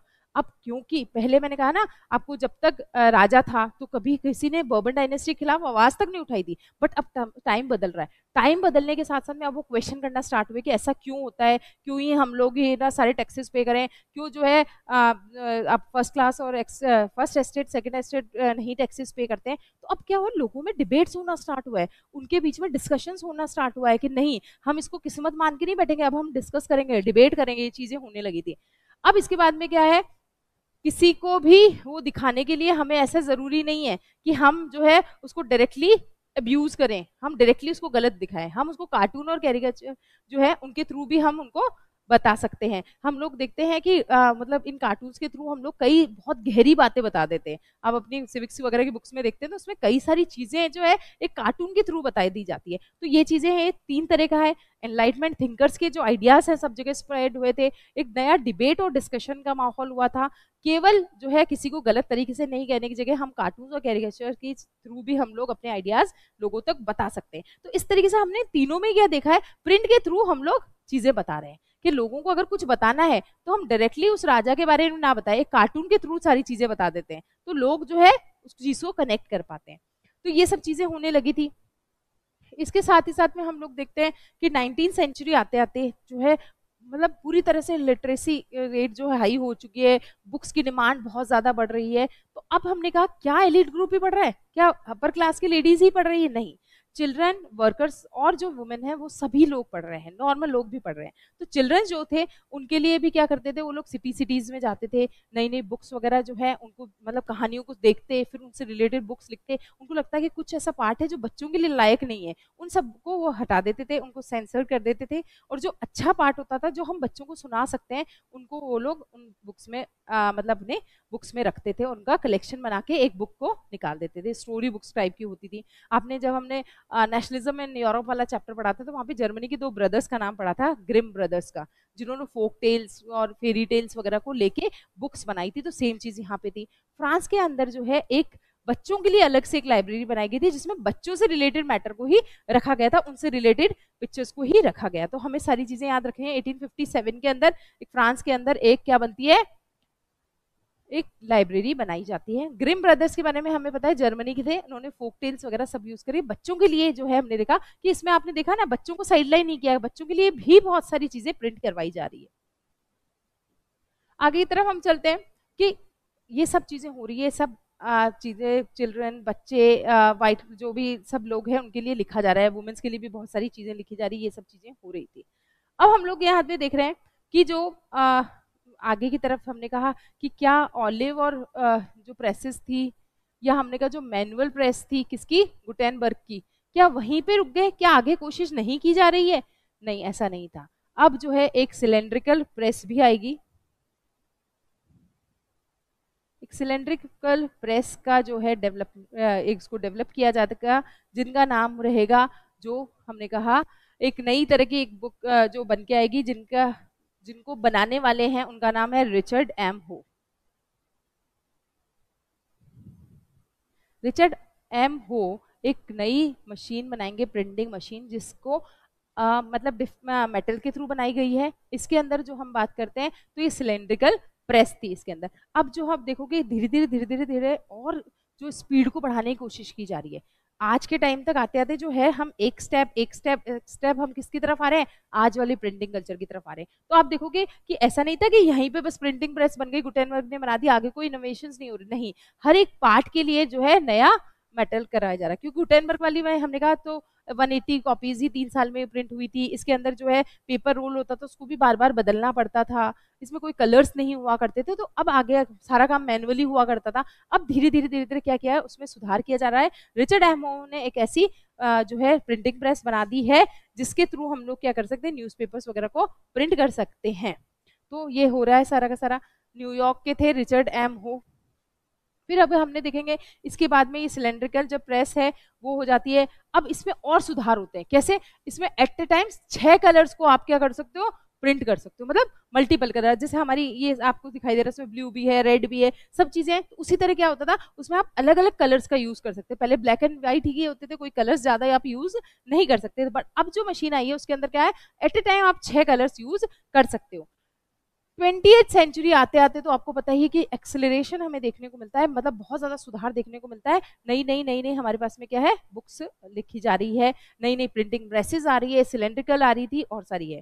अब जो है पहले जो पेपर फीड करने का तरीका होता था, मैनुअली हमें चेंज करना पड़ता था, बार बार उसको मैनुअली चेंज करना पड़ता था। अब ऑटोमेटिक क्या होता था कि वो खुद से रोल चेंज हो जाता था। पेपर्स की जो हमने कहा कि वो भी पहले पेपर थोड़ा अच्छी क्वालिटी का नहीं होता था, पेपर की क्वालिटी भी अच्छी हो रही है। प्लेट्स वगैरह भी जो है अब मतलब जो मेटल वगैरह यूज किया है उसकी क्वालिटी भी बहुत अच्छी हो रही है। ये सारी चीजें हुई, ऑटोमेटिक पेपर रील्स आने लगी, फोटो इलेक्ट्रिक कंट्रोल्स होने लगा था, जिसकी वजह से हम 6 कलर्स यूज कर सकते हैं। ये सारी चीजें होने लगी है। फिर उसके बाद में आप देखोगे इसकी वजह से बहुत अलग अलग तरह की बुक्स यहाँ पे प्रिंट होने लगी थी। हम देखेंगे अभी हमने जितनी भी पीछे सारी पढ़ के, एल्मेनेक्स देखो आप, बिलियोएथिक देख लो आपने, हमने कहा रोमांसेस और हिस्ट्री देख लो आप, या हमने कहा कि जो वो थी हमारी चैप बुक्स थी, पैनी चैप बुक्स थी। इसी तरीके से एक शिलिंग सीरीज भी वहाँ पे आई थी। कहाँ के पे आई थी? इंग्लैंड के अंदर। बहुत कम प्राइजेस थी। शिलिंग सीरीज का मतलब होता है एपिसोड्स में जो है इसमें बुक्स लिखी जाती थी। इसके बाद में ये, इसके बाद में ये, इसके मतलब अलग अलग अलग इसमें लिखा था, इसका पार्ट 1, पार्ट 2, पार्ट 3, इस तरीके से एपिसोड में ये होता था। तो इसमें इसको हम सिलिंग सीरीज कहते हैं। इंग्लैंड के अंदर आई थी 1920 के अंदर। ये भी बहुत चीप होती थी, इनके ज्यादा प्राइजेस नहीं हुआ करते थे। अब भैया आ जाओ, हम लोग किस तरीके से अब पूरा वर्ल्ड पढ़ लिया आगे हम, चाइना पढ़ा, जापान पढ़ा, कोरिया देखा, और हमने यूरोप की सारी कंट्रीज को देखा। अब हमारे इंडिया में किस तरीके से प्रिंट की शुरुआत होती है वो भी हम इस चैप्टर में देख लेते हैं। हमारी जो पुराना सारा टेक्स्ट हमें दिखने को मिलता है वो मैन्यूस्क्रिप्ट्स में मिलता है। पहले के टाइम में किस तरीके से कोई प्रिंटिंग मेथड नहीं था, तो इसकी वजह से क्या होता था, ये सब चीजें हम लोग हैंड रिटन होती थी हमारी, तो हम मैन्यूस्क्रिप्ट्स के रूप में चीजें लिखते थे, पाम लीव्स पे, वेलम पे, ये सारी चीजें हो रही थी।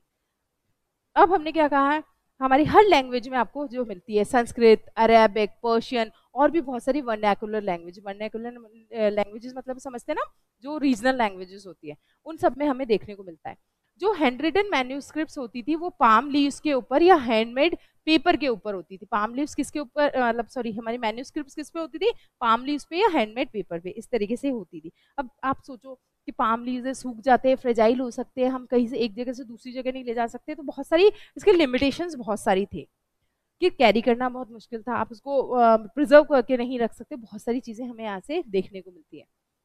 अब धीरे धीरे हमने कहा कि हमेशा जंप नहीं आता है कि हम मैन्यूस्क्रिप्ट से अचानक प्रिंट आते हैं हम प्रिंट पे कूद के चले गए, नहीं, प्रिंटिंग के साथ साथ में मैन्यूस्क्रिप्ट्स भी लिखी जा रही थी।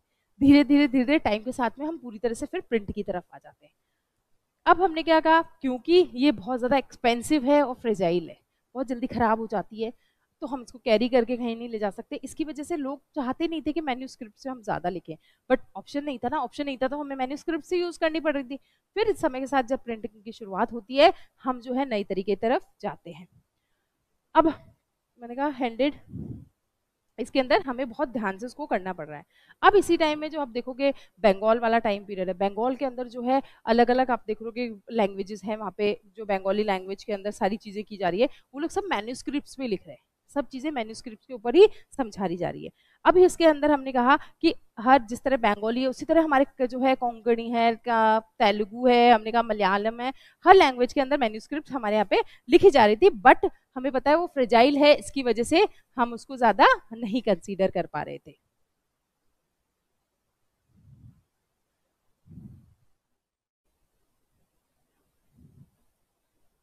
अब एक सवाल ये आता है कि मैन्यूस्क्रिप्ट के बारे में हम सब चीज़ें समझ ली कि जब हमारे यहाँ पे प्रिंट नहीं आया तो उससे पहले हम लोग किस तरीके से जो है सब चीज़ें लिख रहे थे, किस तरीके से जो चीज़ों को पढ़ा लिखा जा रहा था, ये चीज़ें हमने देखी। बट प्रिंट हमारे इंडिया में कैसे आता है, इसकी शुरुआत कैसे हुई थी, ये चीज़ हम आगे देखते हैं।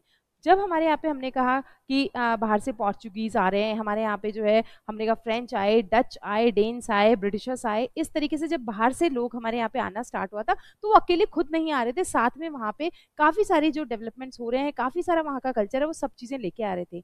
तो जब पोर्चुगीज मिशनरीज हमारे यहाँ इंडिया में आ रहे थे तो वो अपने साथ में लेके आए थे प्रिंटिंग प्रेस, और प्रिंट कल्चर जो है हमारे यहाँ पे वो लोग लेके आ चुके थे, लेकिन 18th सेंचुरी तक हमारे यहाँ पे कुछ भी जो है प्रिंटिंग जैसी चीजें नहीं हो रही थी, यानी कि प्रिंटिंग प्रेस हमारे इंडिया तक पहुंच चुकी थी, बट हमने अभी तक कुछ भी लिखना और शुरू नहीं किया था, अभी प्रिंट हमने स्टार्ट नहीं किया था।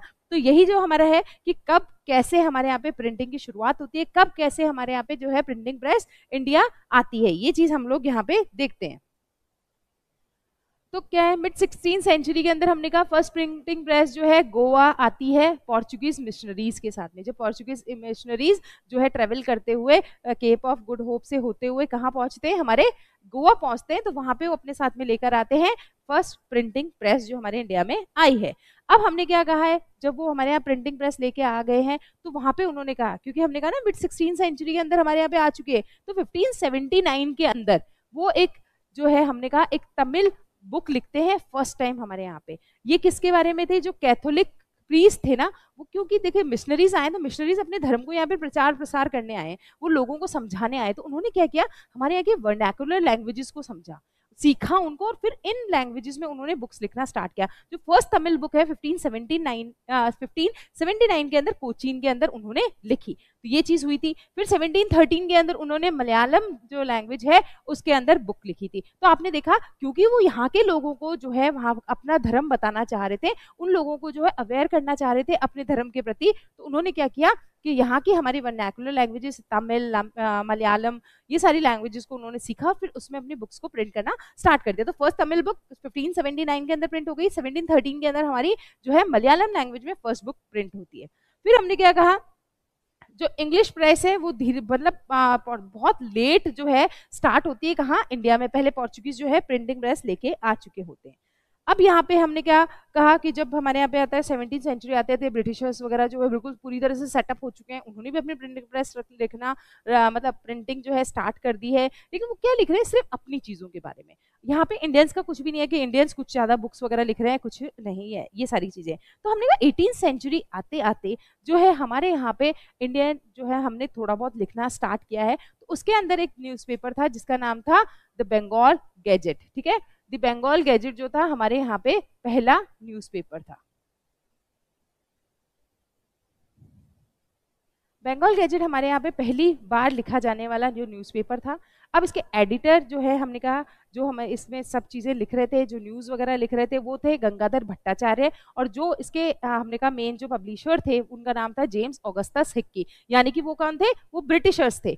अब यानी कि एक चीज़ देखिए, यानी ब्रिटिशर्स जो थे, लेकिन वो ऐसा नहीं था कि वो सारी ब्रिटिशर्स की अच्छी अच्छी बातें लिख रहे हैं, बाकी मतलब इंडियन से कोई मतलब नहीं। वो क्या करते थे, जो कॉलोनियल रूल है उसके सारी चीज़ें, उसके नेगेटिव पॉइंट्स भी लिख रहे थे वो, इवन वहाँ की गॉसिप्स को भी वो उसके अंदर लिख रहे थे। अब जब वहाँ की गॉसिप्स को वो लिख रहे हैं तो क्या ब्रिटिशर्स उनको पसंद करेंगे? नहीं। ब्रिटिशर्स ना तो जो है बंगाल गैजेट को पसंद कर रहे थे और ना ही जो है जेम्स ऑगस्टस हिक्की को पसंद कर रहे थे। लेकिन फिर भी इतना कोई सेंसरशिप हमारे यहाँ पे नहीं चल रही थी, अभी चीजें चली आ रही है। तो हमें ये चीज याद रखनी है, बंगाल गैजेट सबसे पहला न्यूज़पेपर था। अब हमने क्या कहा, ये एक वीकली मैगजीन थी, इसको जो एडिट करते थे उनका नाम था जेम्स ऑगस्टस हिक्की, ठीक है। इनका नाम हमें अच्छी तरीके से याद रखना है। अब हमने कहा जब ये चीजें हो रही है, वो गॉसिप्स भी लिख रहे हैं, कॉलोनियल रूल के बारे में लिख रहे हैं, तो ऑब्वियस है ना वो उनको पसंद नहीं करेंगे। जब पसंद नहीं करेंगे तो पर्सक्वेशन होगा। तो जो उस टाइम के जो गवर्नर जनरल थे उनका नाम था वॉरेन हेस्टिंग। उन्होंने क्या किया, हिक्की को परसिक्यूट कर दिया, मतलब उनको हटा दिया वहां पे। उन्होंने हर चीज के लिए पूछना मतलब होने लगा कि भाई हिक्की इस तरह की चीजें क्यों लिख रहे हैं, क्यों कॉलोनियल जो है इनके अपोज में सारी चीजें लिख रहे हैं। तो ये सारी चीजें वहां पे होने लगी थी। अब क्या होने लगा, ये जो हिक्की है उन्होंने मतलब ये था कि क्लैरिटी थी, ये जो सही है मैं सही छाप दूंगा, जो गलत है वो चीजें गलत छाप देंगे, ये सारी सारी चीज हो रही थी। अब हमने कहा जो हिक्की है उन्होंने बहुत सारे जो हमने कहा बंगाल गैजेट के अंदर बहुत सारे एडवर्टाइजमेंट्स भी हैं, उनको भी वो पब्लिश कर रहे हैं। और उन्होंने कहा कि सारे जो भी सीनियर ऑफिशियल्स वगैरह हैं उनकी गॉसिप को भी वो दे रहे हैं चटकारे लेने के लिए, और अच्छा मतलब एक हंसी मजाक वाला उन्होंने कर रखा है। फिर हमने क्या कहा, जब हमने कहा पहले जो है जेम्स ऑगस्टस हिक्की ने एक न्यूज़पेपर निकाल दिया है जिसका नाम है बंगाल गैजेट। उसके बाद में बहुत सारे न्यूज़पेपर्स हमारे यहाँ पे होने लगे। जब ये चीजें आने लगी सामने कि जो कंपनी के खिलाफ इसके अंदर लिखा जा रहा है, तो ये चीज उनको बिल्कुल पसंद नहीं आ रही। तो उन्होंने भी क्या करा, अपने पीरियडल्स जो है वो निकालना स्टार्ट करे, अपने न्यूज़पेपर्स उन्होंने पब्लिश करना स्टार्ट करे। किन्होंने, जो ब्रिटिशर्स है उन्होंने भी।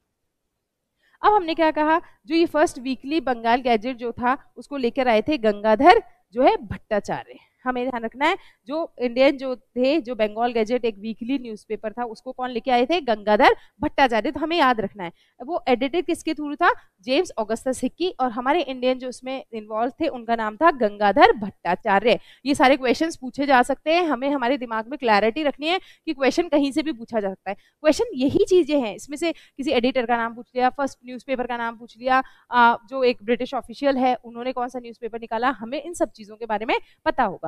अब हम लोग क्या बोल रहे हैं, अब जिस तरीके से हमने सेम चीजें देखी हम रिपीट करें, पहले हमने जैसे यूरोप में सारी चीजें पढ़ी थी, अब उसी तरह हम इंडिया में पढ़ रहे हैं कि इंडिया में किस तरह से प्रिंट आया है। हम उसके बाद में पढ़ेंगे किस तरीके से प्रिंट के आने के बाद में रिलीजियस डिबेट्स और डिस्कशंस हमारे इंडिया में स्टार्ट होते हैं। तो सेम वही चीज है, यूरोप में जिस तरीके से कैथोलिक प्रैक्टिसेस के खिलाफ आवाज उठाई जा रही थी, सेम उसी तरह हमारे इंडिया के अंदर भी बहुत सारी ऐसी हम कहते हैं कुप्रथाएं उस टाइम में बहुत ज्यादा थी, कोई माल प्रैक्टिसेस हमारे यहाँ पे हो रही थी, उन सबके खिलाफ आवाज उठाई जा रही थी। जिससे हमने कहा सती प्रथा है उसके बारे में बहुत आवाज उठाई गई थी। हमने कहा जो विडो रीमैरिज है उसके क्वेश्चन पे भी बहुत सारी आवाज उठाई जा रही है, मूर्ति पूजा पे आवाज उठाई जा रही थी। तो इसलिए बहुत सारे हमारे सोशल इश्यूज थे जो हमने रिलीजियस कनेक्टिविटी दे रखी थी उनको। तो अब इनको क्या होने लगा कि अब मतलब जो भी हमारे यहाँ पे बड़े बड़े जो हम रिफॉर्मर्स आए थे उन्होंने इन सब चीजों के, इन गलत प्रैक्टिसेस के खिलाफ आवाज उठाना स्टार्ट कर दिया था।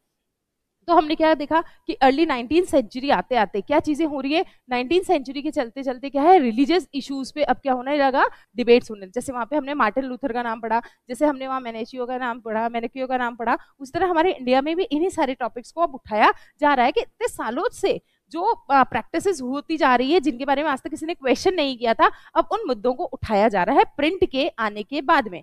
जैसे कि people started criticising existing practices and campaign for reform while others countered the arguments for reform. अब हमेशा ध्यान रखना, एक किसी ने मान लीजिए उसके आर्ग्यूमेंट किया है अगेंस्ट किया है कि ये मूर्ति पूजा गलत है, ठीक है। एक रिफॉर्मर है, रिफॉर्मर ने कहा कि मूर्ति पूजा गलत है, हमें मूर्ति पूजा नहीं करनी चाहिए। किसके आर्ग्यूमेंट किसके अगेंस्ट में दिया है उन्होंने? आइडोलेट्री के, ठीक है, कि जो मूर्ति पूजा है उसके खिलाफ आवाज उठाई है कि मूर्ति पूजा नहीं होनी चाहिए। और यहाँ पे जो ऑर्थोडॉक्स होंगे, ऑर्थोडॉक्स क्या कहेंगे कि ये मूर्ति पूजा बिल्कुल सही है। तो यानी कि ये जो रिफॉर्मर्स थे वो अगेंस्ट थे किसके? जो भी ऐसी प्रैक्टिसेस चल रही थी। और जो हमारे कंजर्वेटिव्स थे, जो ऑर्थोडॉक्स हमारे रिलीजन्स के जो भी लोग थे, वो लोग सब चाहते थे जो चीजें चली आ रही है उनको हमें कंटिन्यूटी में रखना है। तो दोनों लोग ही थे, एक तरफ रिफॉर्मर्स थे, एक तरफ कंजर्वेटिव्स थे। ये चाहते थे कि चेंज आए सोसाइटी में, और ये क्या चाहते थे जो चीजें चली आ रही थी वो एज इट इज ही चलनी चाहिए। तो दोनों ही जो है प्रिंट का फायदा उठा रहे थे।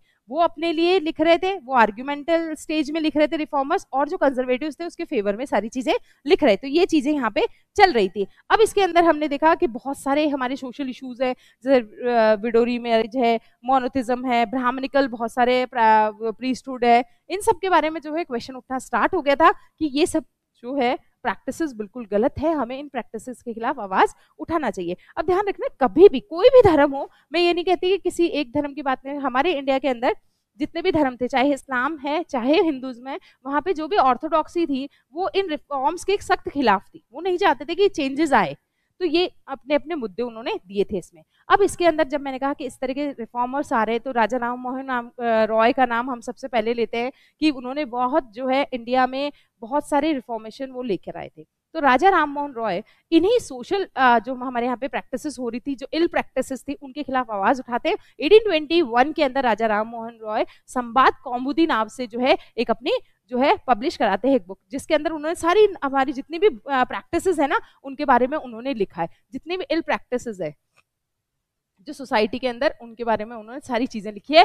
ईयर है हमारा 1821। जब इस चीज की शुरुआत हो ही चुकी है, एक डिबेट वाले फॉर्म में आ ही चुके हैं, तो इसी तरीके से जो है बहुत सारे न्यूज़पेपर्स हमारे सामने आएंगे। तो इसमें 1821 में संवाद कौमुदी आती है, जिसके अंदर राजा राम मोहन रॉय इल प्रैक्टिसेस के बारे में डिस्कस करते हैं। 1822 के अंदर दो पर्शियन न्यूज़पेपर्स आते हैं, एक है जाम जहान नामा और दूसरा है शमशूल अकबर, ठीक है। ये दो पर्शियन लैंग्वेज में जो है न्यूज़पेपर्स प्रिंट हो रहे हैं।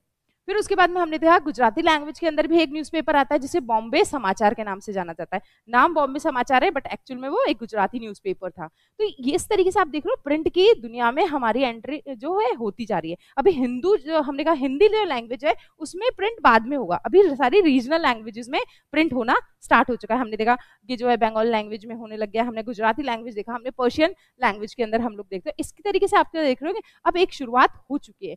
जब मैं रिलीजन की बात आपके साथ कर रही हूँ तो हिंदुज्म में आपने देखा सारी जितनी भी प्रैक्टिसेस है, सती प्रैक्टिस है, हमने कहा मोनोथिज्म है, हमने कहा जो मूर्ति पूजा है, इन सब के खिलाफ आवाजें उठाई जा रही है। उसी तरह मुस्लिम समाज को भी ये सेम डर था कि प्रिंट के आने से ऐसा ना हो जाए कि हमारी जो है हमारा धर्म हमसे छीन लिया जाए, या ब्रिटिशर्स क्या करें अपना धर्म हम पे थोपना स्टार्ट कर दे, ऐसा ना हो जाए। तो इसीलिए जो है उसमें भी एक देवबंद सेमिनरी करके जो है एक सभा फाउंड होती है 1867 के अंदर, जिसके अंदर जो उलेमाज होते हैं ना, उलेमाज जैसे हमारे यहाँ पे सबसे बड़े जो है पंडित वगैरह हुआ करते हैं, उसमें उलेमाज उनके यहाँ पे भी सबसे बड़ी पोस्ट हुआ करती थी जो इन सब चीज़ों के बारे में डिस्कस किया जाती थी। तो उलेमाज ने जो है देवबंद सेमिनरी के चलते बहुत सारे फतवास जारी किए थे, बहुत सारे फतवास जारी किए थे, जिसके अंदर उन्होंने सारी चीज़ें लिखी कि मुस्लिम धर्म को हमें कैसे आगे बढ़ाना है, मुस्लिम धर्म को हमें कैसे बनाए रखना है, मुस्लिम धर्म की सारी आइडियोलॉजीज को उन्होंने उसमें बताया था।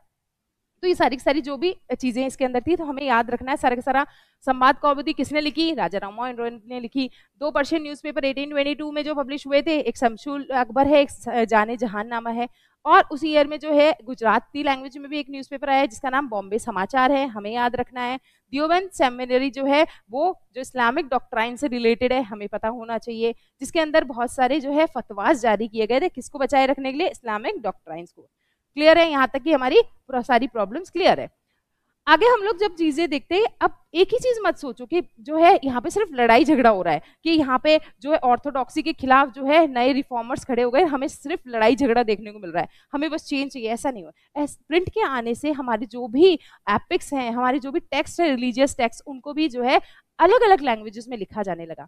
मलयालम, तमिल, बहुत सारी अलग अलग लैंग्वेजेस में हमारे जो भी हमारे टेक्स्ट थे। जैसे हमने क्या कहा, हमारे जो रामचरितमानस है जो तुलसीदास जी ने लिखी थी, 16th सेंचुरी की एक एपिक है, उसको 1810 के अंदर जो है लिखा जाता है वापस, कहाँ पे, कोलकाता के अंदर। तो हमें याद रखना है, पहली चीज रामचरितमानस तुलसीदास जी ने लिखी है, 16th सेंचुरी का एक रिलीजियस टेक्स्ट है, और उसको जो है रीराइट जो है प्रिंट करवाया गया कब, कोलकाता के अंदर 1810 के अंदर।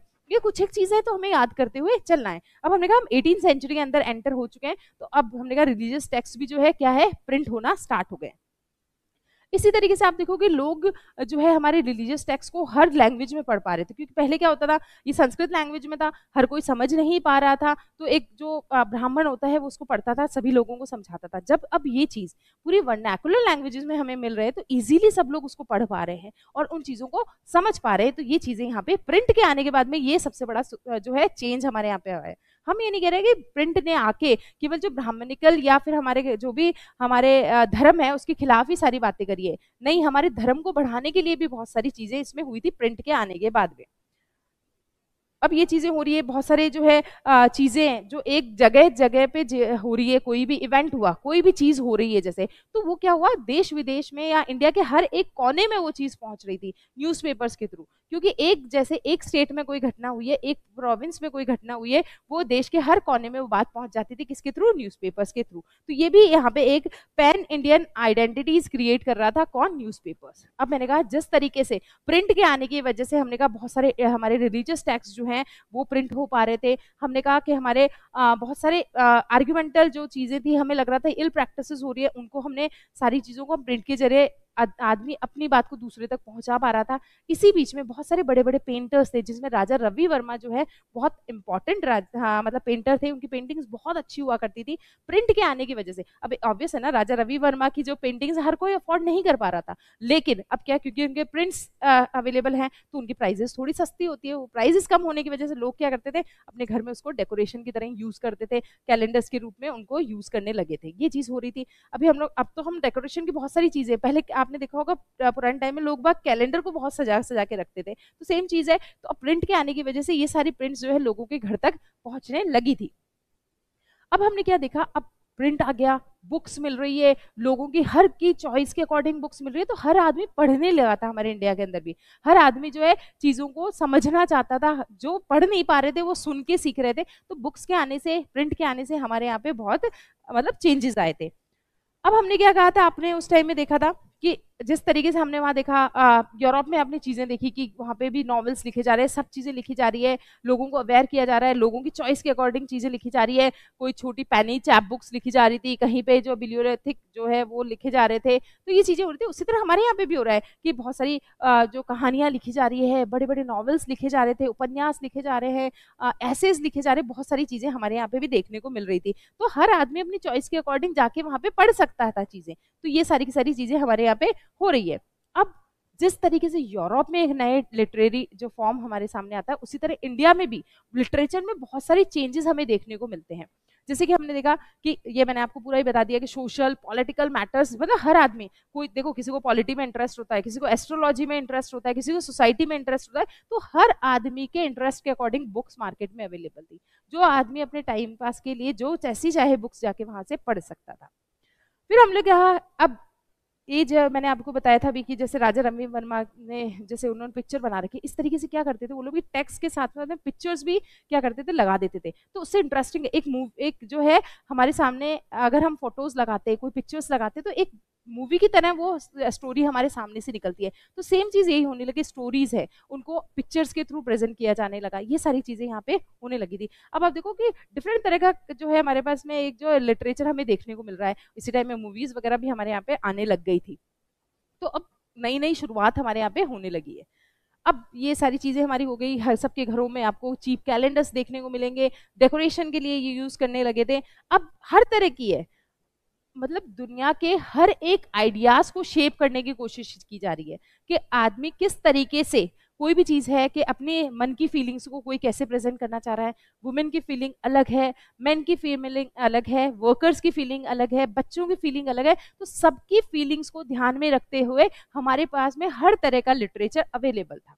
अब इसी टाइम में क्या हो रहा है कि हमारे यहाँ पे नेशनलिज्म की शुरुआत हो रही है। नेशनलिज्म की शुरुआत हो रही है तो लोग राजाओं से मुक्त होना चाहते हैं, रोज लोग बाग जो है ब्रिटिशर से मुक्त होना चाहते हैं। तो अब हमने कहा डायरेक्ट आप जो है किसी को अब्यूज करके, किसी को गलत वर्ड्स बोल के, किसी के खिलाफ हाय हाय के नारे ना लगाएं। आप क्या करते हो, उनको कार्टून्स और कैरिकेचर्स की थ्रू भी आप क्या करते हो, प्रेजेंट कर सकते हो। मतलब हंसी मजाक के थ्रू चीजों को प्रेजेंट करना, किसी को पॉइंट आउट करने के लिए आपने क्या किया, उसके लिए कोई आपने कार्टून वगैरह बनाया जिसमें मतलब कुछ डीप बात होगी कहने के लिए। तो इस तरीके से भी एक नया हमारे सामने जो है लिटरेचर हमें देखने को मिल रहा है। अब हम देख रहे हैं बहुत सारे 1870s आते आते जो देखोगे कि एक डिफरेंट तरह का लिटरेचर हमारे सामने आने लगा। लोग जो है अपने मन की बातें किस तरीके से प्रेजेंट कर रहे हैं, कार्टून्स के थ्रू इस तरीके से सारी चीजें दिखाई जा रही थी। ठीक है, ये नया एक कॉन्सेप्ट हमारे सामने आया था। अब जिस तरीके से हमने वहां पे बात करी थी किसके बारे में, वुमेन के बारे में, कि एक चेंज आ रहा है, वुमेन भी अब पढ़ने लिखी है, लिखने मतलब पढ़ रही है, और अब मतलब दूसरों की बुक्स को पढ़ रही है, साथ ही साथ में खुद के प्लेज पोएट्री वगैरह भी लिख रही है। सोसाइटी चेंज हो रही है कि जिस तरीके मतलब किस तरीके से आप एक गुड वाइफ बन सकते हो, आप किस तरीके से गुड मदर बन सकते हो, इस तरह की सारी बुक्स है वहाँ पे। आप हमने देखा कि कुकरी बुक्स वहाँ पे बहुत सारी है, मतलब हर चीज, घर को आप अच्छा कैसे मैनेज कर सकते हो, हर तरह की बुक्स वहाँ पे थी। अब आप इंडिया की जब हम बात करते हैं तो हमारे यहाँ की सोसाइटी बहुत कंजर्वेटिव थी। यहाँ पे वुमेन को पढ़ने लिखने नहीं दिया जाता, चाहे वो हिंदू सोसाइटी हो चाहे वो मुस्लिम सोसाइटी हो। जो ऑर्थोडॉक्स जो सोसाइटीज थी वो वुमेन के पढ़ने में बिल्कुल भी मतलब सपोर्ट में नहीं थी। ऑर्थोडॉक्सी क्या कहती है, जैसे हम हिंदू की बात लेते हैं तो हिंदुज्म में ये कहा जाता था कि अगर वुमेन पढ़ लेगी तो वो जल्दी ही विडो हो जाती है। तो लोग इस डर के मारे उनको पढ़ाते नहीं थे कि अगर लड़कियां पढ़ेगी तो वो विडो हो जाएगी। तो ये एक मिसकंसेप्शन था उनके दिमाग में। और इसी तरह इस्लाम में कहा जाता था अगर लड़कियां पढ़ने के लिए घर से बाहर निकलेगी तो वो करप्ट हो जाएगी, क्योंकि वो सिटीज के बीच में से होकर निकलेगी, गांव की गलियों के बीच में से निकलेगी तो वो करप्ट हो जाएगी। तो इसलिए वो लोग भी इसको सपोर्ट नहीं करते। तो हम देखेंगे कि अपने यहाँ पे वुमेन्स को पढ़ाई लिखाई की तरफ ध्यान नहीं दिया जाता। बट जो लिबरल सोसाइटीज थी, जो थोड़ी सी एलिट क्लास की थे, जो हम लोग बात करते जो लिबरल थे, वो क्या करते थे, अपनी बच्चियों को, अपनी वाइफ को पढ़ाना चाहते थे। तो अब ऐसी कंडीशन में वो, उनको स्कूल्स वगैरह तो थे नहीं, तो किस तरीके से पढ़ाएंगे। तो अभी प्रिंट के आने की वजह से ऐसी कई सारी टेक्स्ट बुक्स आ गई थी कि आप उनको होम ट्यूशंस देख सकते हो, आप घर पे होम स्कूलिंग उनको करवा सकते हो। तो इस तरह की टेक्स्ट बुक्स भी मार्केट में अवेलेबल होने लगी थी, जिससे वो लोग घर बैठे अपने वाइफ को या अपनी डॉटर को अपने आराम से पढ़ा सकते थे। ये सारी की सारी चीजें होने लगी।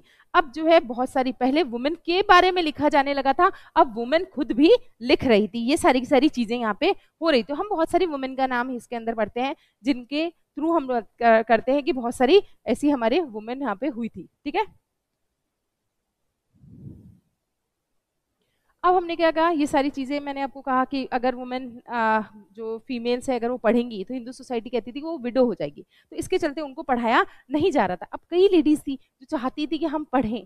तो अब हम ऐसी ही एक लेडी का नाम पढ़ते हैं जिनका नाम है रास सुंदरी देवी। रास सुंदरी देवी जो है वो बहुत मतलब है कि इनकी शादी हो जाती है, शादी में वो किचन में छुप छुप के जो है पढ़ाई करना सीखती है और फाइनली 1876 के अंदर अपनी खुद की ऑटोबायोग्राफी लिखती है जिसका नाम था अमर जीबान। अब सोचिए मतलब उस टाइम में वो सारी चीजें लिखती है कि किस तरीके से मैंने पढ़ाई करी, किस तरीके से मुझे छुप छुप के पढ़ाई करने दी, मतलब करना पड़ा मुझे, क्योंकि सोसाइटी मुझे जो है अलाउ नहीं कर रही थी। अगर मेरी फैमिली मुझे पढ़ाना भी चाहे तो वो सोसाइटी के प्रेशर में मुझे पढ़ा नहीं पा रही थी। तो उन्होंने सोचो घर में बैठे बैठे पढ़ के उन्होंने क्या है अपनी खुद की एक ऑटोबायोग्राफी लिख दी थी। लैंग्वेज उनकी थी बंगाली। बंगाली लैंग्वेज के अंदर 1876 में रास सुंदरी देवी जो है अपनी ऑटोबायोग्राफी लिखती है जिसका नाम था अमर जीबान। ये क्वेश्चन हमें ध्यान में रखना है कि भाई अमर जीबान की राइटर कौन है, उनका नाम हमें ध्यान रखना है, कौन सी ईयर में लिखी गई थी, ये सारी चीजें हमें यहाँ पे देखनी है। अब ये चीजें यहाँ पे होने लगी। इसी तरीके से हम और वुमेन्स का नाम देखते हैं तो ऐसी ही बंगाल की अगर हम बात करते हैं तो एक तो रास सुंदरी देवी हो गई और दूसरी हमारे पास में हो गई कैलाश बैसनी देवी। कैलाश बसनी देवी जो थी उन्होंने भी क्या करा था, सारी चीजें देखी और उन्होंने देखा कि वुमेन की लाइफ कितनी मिजरी है, कितनी प्रॉब्लम है उनको, किस तरह के डोमेस्टिक स्ट्रगल उनको फेस करने पड़ते हैं, तब जाके वो पढ़ाई कर पाती है, फिर भी उनको प्रेशराइज किया जाता है। तो ये सब चीजें हुई, ये हमने बात करी थी, ये हमने बात करी बंगाल वाले एरिया में। अगर महाराष्ट्र वाले एरिया में जाते हो तो आप ताराबाई सिंधे, पंडिता रमाबाई, इन सब के बारे में पढ़ते हो। उन्होंने भी जो है सारी चीजों के बारे में लिखा, विडोज की लाइफ के बारे में लिखा है, जो हाई क्लास फैमिलीज हैं, एलिट क्लास फैमिलीज है, उसमें वुमेन की हालत कैसी है, उन्होंने पूरी की पूरी चीजें इसमें क्लियर करी है यहाँ पे। तो आप ये सारी चीजें देखोगे, उनको मतलब ये है कि इतने हाई क्लास हिंदू फैमिलीज से बिलोंग करते हैं बट वहाँ की जो लाइफ है वो बहुत ही ज्यादा मतलब बहुत ज्यादा हम बोल सकते हैं बहुत दयनीय स्थिति में, बहुत मिजरियस लाइफ उनकी है। ये सारी की सारी चीजें लिखी जा रही है। हमने कहा हमारी जितनी भी वर्नाकुलर लैंग्वेजेस है सब में ये चीजें लिखी जा रही है। Early print culture Urdu, Tamil, Bengali, Marathi सभी में जो है हमारी बुक्स लिखी जा रही थी। अब जो है बहुत सारे पब्लिकेशंस भी ऐसे थे जो क्या कर रहे थे, वुमेन एजुकेशन के ऊपर में लिख रहे थे। ठीक है, ये चीजें हुई। अब चीजें हैं कि धीरे धीरे धीरे धीरे हमने कहा अपर क्लास है वो लोग धीरे धीरे पढ़ाने लगे। फिर हमने कहा मिडिल क्लास के अंदर जो है अब क्योंकि प्रिंट आने लगा है, बुक्स वगैरह भी आने लगे, थोड़ी सी सोसाइटी चेंज होने लगी, तो अब लोग बाग पढ़ने लगे हैं। तो हम देखेंगे बहुत सारी जो है ये जो वुमेन्स थी, जो हम बात करें जो वुमेन है जो पढ़ी चुकी हैं, जो अब थोड़े से लिबरल हो चुकी हैं, उन्होंने आगे बढ़ने की कोशिश करी। वो क्या करी, खुद के साथ साथ वो अदर गर्ल्स को भी पढ़ाना चाहती है। तो बहुत सारे स्कूल्स वगैरह भी इसके लिए सेटअप वगैरह किए जाते हैं। तो schools were set up in cities for women.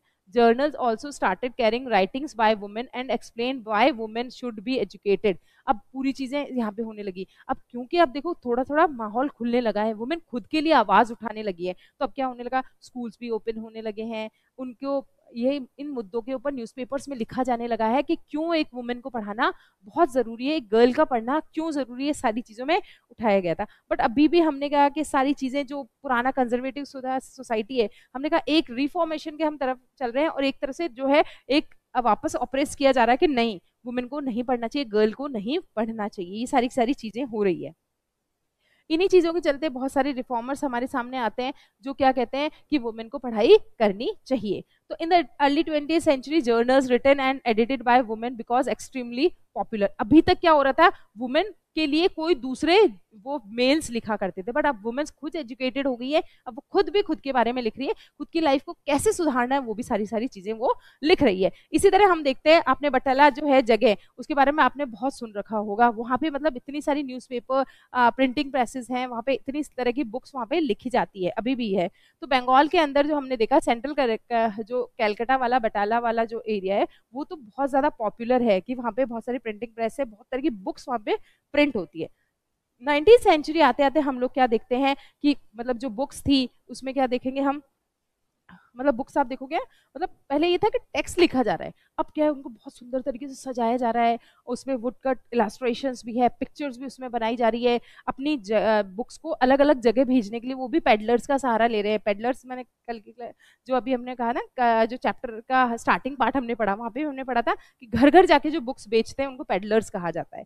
ठीक है, ये चीजें होने लगी ताकि लोगों के हाथ में बुक्स पहुंचे और वो अपने लीजर टाइम में क्या करें, इन चीजों को पढ़ सकते हैं। तो ये सारी की सारी चीजें हमने देखी है। आगे हम लोग ऐसी ही एक लेडी का नाम और पढ़ते हैं, उनका नाम है बेगम रुकैया शेखावत हुसैन। ये जो है ये लेडी भी एक मुस्लिम फैमिली से बिलोंग करती थी। अभी हमने जो पढ़ी वो सारे हमने देखा कि हिंदू सोसाइटी से बिलोंग कर रही है। अब हम लोग मुस्लिम सोसाइटी की तरफ चलते हैं कि वहाँ पे भी सेम चीज थी, वहाँ पे भी ऑर्थोडॉक्सी थी जो अलाउ नहीं कर रही थी कि आप बच्चों को पढ़ाए। तो बेगम रुकैया जो शेखावत है उन्होंने भी क्या करा था, 1926 के अंदर उन्होंने कहा कि जो है कि वुमेन को भी वोटिंग वुमेन को भी जो है एजुकेशन राइट मिलना चाहिए, उनको पढ़ाई लिखाई करने दो, एजुकेशन दो उनको हर चीज में। तो उन्होंने सारे के सारे जो भी चीजें चली आ रही थी ना सोसाइटी के अंदर कि वुमेन को नहीं पढ़ना चाहिए, अगर गर्ल्स पढ़ी तो करप्ट हो जाएगी, ये वो सारी सारी चीजें जो थी ना उन सबको उन्होंने क्या करा, कंडम कर दिया कि नहीं हम लोग इनको नहीं मानते और वुमेन को भी एजुकेशन लेनी चाहिए और ये उनके लिए बहुत जरूरी है।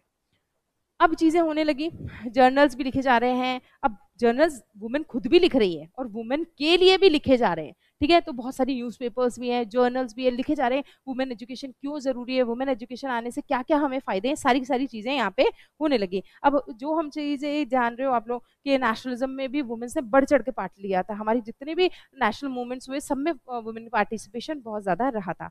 विडोज की जो मिजरी लाइफ है उसके खिलाफ उन्होंने आवाज उठाना स्टार्ट किया, चाइल्ड मैरिज के खिलाफ आवाज उठाना स्टार्ट किया, उन्होंने सती प्रैक्टिस के खिलाफ आवाज उठाना स्टार्ट किया। तो सोशल जितने भी इल्स थे उनके खिलाफ उन्होंने आवाज उठाना स्टार्ट किया। ये सारी की सारी चीजें हो रही थी। अब कई सारी चीजें हैं जो उनको स्टोरीज के थ्रू भी बताई जा रही। तो अभी मैंने ये कहा कि जिस तरीके से मैं आपको बता रही हूँ कि वुमेन लिख रही थी कि हमें किस तरीके से रिफॉर्म चाहिए, उसी तरह से बहुत सारी ऑर्थोडॉक्स सोसाइटीज थी जो ये कहती थी वुमेन्स को बहुत अच्छी तरीके से रहना चाहिए, वुमेन जो है एक आइडियल उसमें रहनी चाहिए, वुमेन को ज्यादा मतलब किस तरीके से उनको रहना चाहिए इसके रिलेटेड उन्होंने बुक्स बहुत सारी लिखी है। तो उसके अंदर ही रामचंदा है, रामचंदा ने एक बुक्स लिखी है जिसमें जिसका नाम है स्त्री धर्म विचार। स्त्री धर्म विचार उन्होंने लिखा है, जिसमें उन्होंने लिखा है कि एक अच्छी वाइफ कैसी होती है, एक अच्छी मदर कैसी होती है। तो मतलब ये सारी कंजर्वेटिव सोच वाली बातें हैं कि आप एक अच्छी वुमेन कैसे, एक अच्छी मदर कैसे बन सकते हो, आप एक अच्छी वाइफ कैसे बन सकते हो, ऐसी चीजों पे वहाँ पे लिखा जाता था।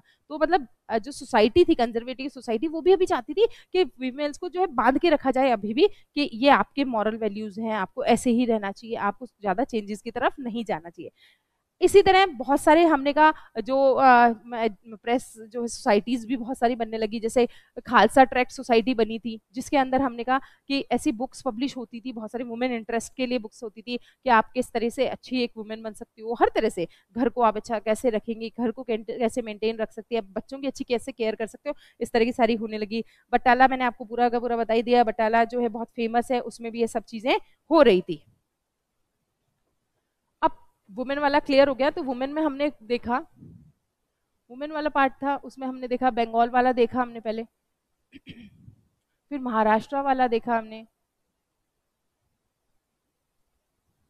इसी तरह हमने देखा था जो मुस्लिम्स हैं उनके अंदर भी देखा हमने।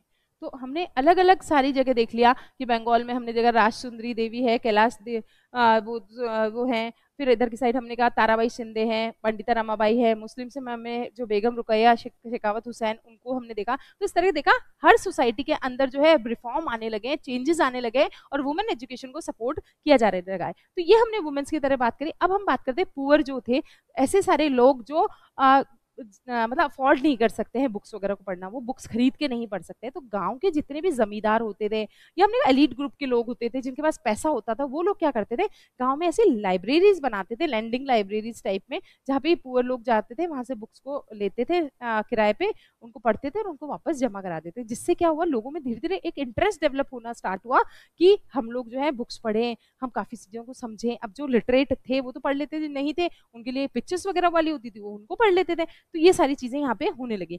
19th सेंचुरी आते आते हमने कहा मद्रास के अंदर बहुत ही चीप बुक्स जो है मार्केट में आ गई, बहुत सस्ती, जगह पेपर थोड़ा सा रफ होता था बट मार्केट में बहुत थी, तो पूरा आदमी भी अच्छे से कर सकते थे। पब्लिक लाइब्रेरीज जो है बनने लगी थी, जो भी प्रॉस्पेरस विलेजेस थे, जमींदार वगैरह थे, वो लोग कर रहे थे। तो इस तरीके से क्या होने लगा था, हर गांव में ही होता ना, हर गांव का जमींदार सोचता था हमारे यहाँ पे एक लाइब्रेरी ओपन कराएं ताकि हमारी भी एक प्रेस्टीज बने कि देखो उस गांव के जमींदार ने एक बनाई। तो हर गांव के जमींदार जो होते थे इस तरह की लाइब्रेरीज सेटअप करने लगे थे, जिसमें पुअर लोग भी क्या करते थे, आराम से आके बुक्स को पढ़ सकते थे। अब हमने कहा बहुत सारे सोशल इश्यूज हमारे थे। कास्ट डिस्क्रिमिनेशन हमारे इंडिया में बहुत ज़्यादा था, वर्ण सिस्टम हमारे यहाँ पे बहुत ज़्यादा था, और कास्ट डिस्क्रिमिनेशन के चलते चलते जो है हमें बहुत ज़्यादा एक्सप्लॉइटेशन देखने को मिलता था। तो इसी तरह आपने कई सारे लोगों का नाम सुना है, जैसे आपने B.R. अम्बेडकर साहब का नाम सुना है, रामास्वामी नायकर का नाम आपने सुन रखा है, आपने जो है ज्योतिबा फुले का नाम सुन रखा है। इन लोगों ने सबने जो है कास्ट डिस्क्रिमिनेशन के खिलाफ आवाज उठाई थी। तो इसके चलते उन्होंने बहुत सारी अपनी राइटिंग्स करी। आपने B.R. अम्बेडकर साहब के बारे में आप जानते ही है, दलित समाज के लिए बहुत सारी चीजें करी, डिप्रेस क्लासेस एसोसिएशंस बनाई उन्होंने, उनको जो है रिजर्वेशन दिलवाया, बहुत सारी चीजें करी।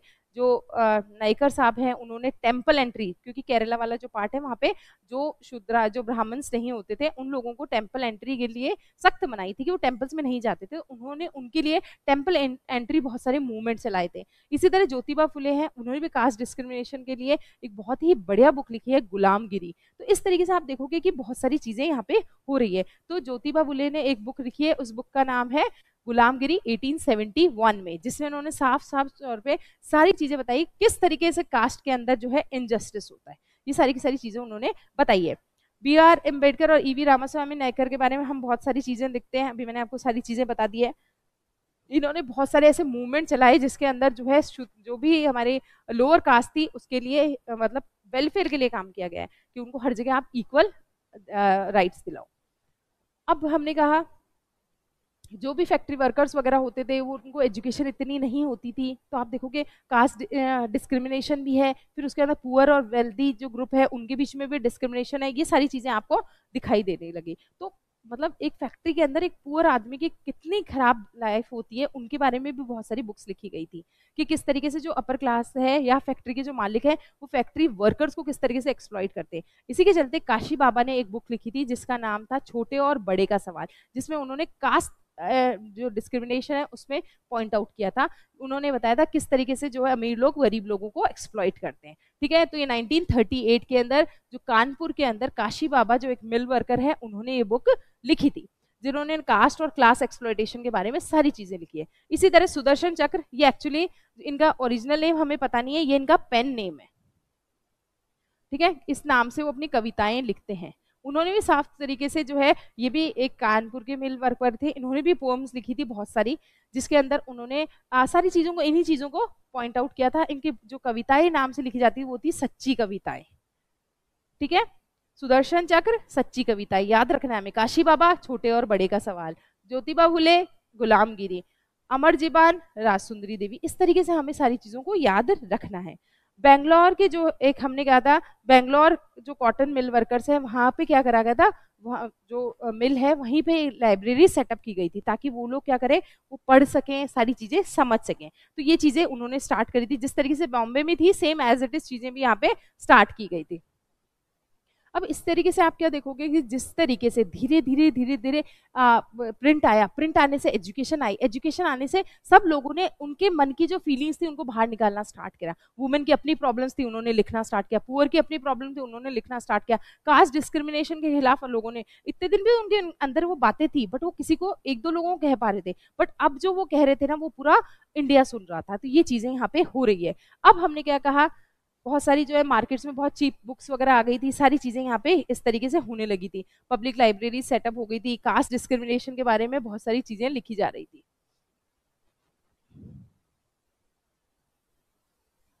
अब आता है, ऑब्वियस है, इतनी सारी चीजें अगर इंडियंस कर रहे हैं, अब खुले तौर पे सारी चीजें लिख रहे हैं, तो क्या ब्रिटिशर्स शांति से बैठेंगे? नहीं, अब वो सेंसरशिप लेके आएंगे। सेंसरशिप मतलब अब रोक लगाना स्टार्ट करेंगे। स्टार्टिंग के टाइम में आप जब देखते हो, जब हमारे प्रिंट की शुरुआत हुई है, तब ज्यादा इंटरेस्ट हमारे यहाँ पे ब्रिटिशर्स ने लिया नहीं था, क्योंकि हम ऐसी कोई चीजें लिख भी नहीं रहे थे। वो बोले ये अपने बारे में लिख रहे हैं, हमें क्या फर्क पड़ता है, चलो लिखो, तुम लोग पढ़ रहे हो, कोई बात नहीं, हमें कोई फर्क नहीं पड़ता है। बट जैसे 1857 का रिवोल्ट होता है, उसके बाद में लोगों को लगने, जो ब्रिटिशर्स है उनको लगने लगता है कि अब इंडियंस को ज्यादा छूट दी गई ना, तो ये किसी ना किसी तरीके से एक बहुत बड़ा रेवोल्यूशन लेके आएंगे। ये तो फिर भी एक जो है फेल्ड अटेम्प्ट रह गया था, पूरी तरीके से ये लोग आज़ादी वगैरह नहीं ले पाए थे, मतलब हमारे खिलाफ ज़्यादा कुछ नहीं कर पाए। लेकिन अगर प्रिंट के साथ में ये रहे, हमने इनको सेंसर नहीं किया, अभी इनको नहीं रोका, तो ये बहुत आगे बढ़ जाएंगे और ये यूनिटी के साथ में आएंगे और हमारी जो ब्रिटिश सत्ता है उसको हिला देंगे। तो फिर उसके बाद में वो क्या करते हैं, वर्नैकुलर प्रेस एक्ट 1878 में लेके आते हैं। इस तरीके से सारी चीजें होती है। अब आगे चलते हैं, तो एक बार इसको देख लेते हैं। East India Company initially unconcerned with censorship, starting में कुछ भी नहीं था। उन्होंने target to control focused on English critics of company misrule, fearing their critics could threaten this trade monopoly. अब स्टार्टिंग में क्या होता था कि उनके बारे में थोड़ी बहुत चीजें लिख रहे, ज्यादा कुछ बुराइयां लिख नहीं रहे थे, तो सब चीजें नॉर्मल चली आ रही थी। फिर धीरे धीरे जब लगने लगा कि नहीं यार, अभी हमारे बारे में बहुत ज्यादा लेवल का लिखना स्टार्ट हो गए, तब उन्होंने जो है सेंसरशिप को हमारे यहाँ पे लेके आते हैं। अब जब हमने क्या कहा, जब लगने लगा थोड़ा सा कि यार नहीं, अब ये लोग लिखना ज्यादा हुआ, तो थोड़ी बहुत सेंसरशिप वो लेके आए थे। लेकिन कोलकाता सुप्रीम कोर्ट क्या करता है, फिर उसके बाद में मतलब प्रेस को टोटली फ्री कर देता है। जो भी इन्होंने थोड़े बहुत छोटे बहुत सेंसर्ड किया था ना, थोड़ी सेंसरशिप लगाई थी, उन सबको जो है सुप्रीम कोर्ट के थ्रू हटा दिया जाता है। फिर हमने क्या कहा है, खुद के, ये कंपनी क्या करती है, खुद के न्यूज़पेपर्स, जर्नल्स वगैरह उनको पब्लिश कराना स्टार्ट होती है, जिसमें उन्होंने अपनी अपनी अच्छी अच्छी बातें सारी लिखी होती है। अब जो है गवर्नर जनरल बेंटिंग आता है। बेंटिंग अच्छा आदमी था, बहुत सारी हमारे यहाँ पे 1829 में जो हमने देखा था कि जो सती प्रथा पे रोक लगी थी, वो इसी के टाइम में लगी है। तो इस टाइम में इसने आया था, और 1835 के अंदर जो हमने कहा ना वर्नैकुलर प्रेस एक्ट आया था 1878 वाला, जो सब चीजें, ये सब चीजें इसमें आगे हम लोग देखेंगे। अभी 1835 के अंदर जो है बेंटिंग ने आके काफी सारी चीजों को बदल दिया था, जितने भी सेंसरशिप थी उनको हटा दिया था। ये सारी सारी चीजें यहाँ पे होने लगी थी। लेकिन 1857 के बाद में जो है ब्रिटिशर्स की आंख खुली कि नहीं यार, थोड़ा सा हमें रोक लगानी पड़ेगी, नहीं तो चीजें हाथ से निकल जाएगी। फिर जब उन्होंने सोचा कि अब हमें कंट्रोल करना चाहिए, तो फिर उन्होंने 1878 में एक वर्नैकुलर प्रेस एक्ट निकाला कि भैया रीजनल लैंग्वेजेस में जो भी लिखा जा रहा है मैटर, पहले ये लोग पहले उनको पढ़ेंगे, अगर सही लगेगा तो ही पब्लिश होगा, और अगर इन्होंने मना कर दिया कि आपको पब्लिश नहीं करना, फिर भी आप उसकी रेगुलर छपाई करते हो, तो आपकी प्रिंटिंग प्रेस को बंद करा दिया जाएगा। ये सब चीजें यहाँ पे हो रही थी। फिर इसके बाद में ये सारी की चीजें होने लगी थी कि पूरी तरह से मॉनिटरिंग रहेगी उनके ऊपर, ब्रिटिशर्स पूरा ध्यान रखेंगे कि कुछ भी उनके खिलाफ चीजें नेगेटिव ना जाए। ये चीजें हो रही थी। अब धीरे धीरे हमने कहा नेशनलिज्म की शुरुआत हो रही है। नेशनलिज्म की शुरुआत हो रही है तो हर आदमी अपनी फीलिंग्स को, नेशनलिस्ट जो फीलिंग्स है उनको भी, सेंटिमेंट्स को भी वो एक जगह से दूसरी जगह ट्रांसफर करना चाहता है। तो यहाँ पे भी बहुत सारी चीजें होने लगी। उन्होंने कॉलोनियल रूल्स के खिलाफ लिखना स्टार्ट किया। कॉलोनियल जो रूल है उसमें क्या क्या गलत चीज़ें हो रही है, किस तरीके से इंडियंस को एक्सप्लॉइट किया जा रहा है, उन्होंने खुले तौर पे उसको लिखना स्टार्ट कर दिया। फिर ब्रिटिशर्स को वही सेम चीज़ें होना स्टार्ट हो जाता है। अब ये सारी चीजें हो रही है तो अब ब्रिटिशर्स को जब लगा कि यार ये लोग तो न्यूज़पेपर में खुलेआम हमारी बुराई लिख रहे हैं, तो उन्होंने क्या करना स्टार्ट किया, धीरे धीरे जितने भी ऐसे नेशनलिस्ट मूवमेंट वाले लोग थे उन सबको क्या करना स्टार्ट किया, गिरफ्तार करना स्टार्ट कर दिया, उनकी प्रिंटिंग प्रेस को सीज करना स्टार्ट कर दिया।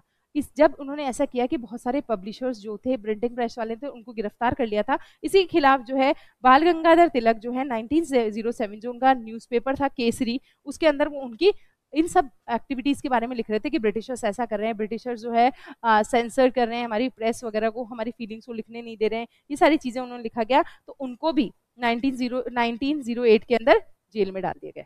बाल गंगाधर तिलक जो है वो क्या कर रहे हैं, जो भी गलत प्रैक्टिसेस हो रही है, ये जबरदस्ती जो प्रिंटिंग प्रेसेस को सीज कर रहे हैं, पब्लिशर्स को गिरफ्तार कर रहे हैं, उनके खिलाफ उन्होंने आवाज उठाई, अपने न्यूज़पेपर केसरी के अंदर 1907 में लिखा। अब उन्होंने लिख दिया है तो उनके खिलाफ भी पुलिस सेम एक्शन लेती है और उनको भी ले जाके जेल में बंद कर देती है। ठीक है, तो इस तरीके से हम क्या देख रहे हैं कि जो चीजें सारी हमें देखने को मिल रही है वो हमने शुरुआत से देखते हुए चले, हम लोग के पहले हमने जो चैप्टर है, मतलब हमारा चैप्टर अभी हमने खत्म कर दिया है यहाँ पे, जो हमारा लास्ट टॉपिक था वही सेंसरशिप वाला ही था। तो हमने देखा कि जो प्रेस के आने से, प्रिंट के आने से हमारी सोसाइटी में कितना बदलाव हुआ, रिफॉर्मेशन बहुत ज़्यादा होने लगी, वुमेन एजुकेशन बहुत ज़्यादा बढ़ने लगी, पुअर जो लोग थे उनका एक्सप्लॉयटेशन रुका, कास्ट डिस्क्रिमिनेशन के लिए आवाज़ उठाई जाने लगी, और पांचवी चीज़ नेशनलिस्ट सेंटिमेंट को जगाने में जो हमारे प्रिंट ने बहुत बड़ा सहयोग हमें दिया था। अब आज के लिए चैप्टर हमारा पूरा खत्म हो गया। अगर चैप्टर को आपने इसी तरीके से आपने जो है पूरा अच्छी तरह से पढ़ लिया, समझ लिया, तो आपके जो मार्क्स है कहीं नहीं जाएंगे। चैप्टर बहुत इंटरेस्टिंग है, इसको बोरिंग समझने की गलती ना करें। बहुत सारे नेम है इसमें, बहुत सारे ईयर है, तो हमें उनको याद करते हुए चलना है। तो चैप्टर को किस तरीके से एक लाइन में याद करना है वो हम देख लेते हैं।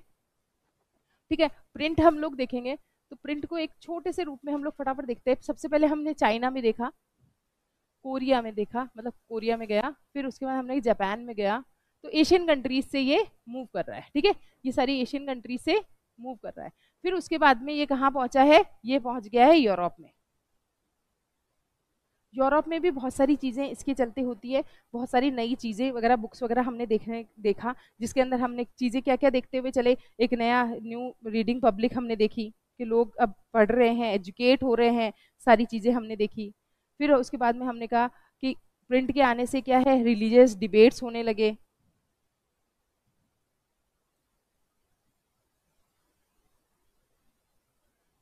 रिलीजियस डिबेट्स जिसमें हमने किस किस को पढ़ लिया, एक तो है मार्टिन लूथर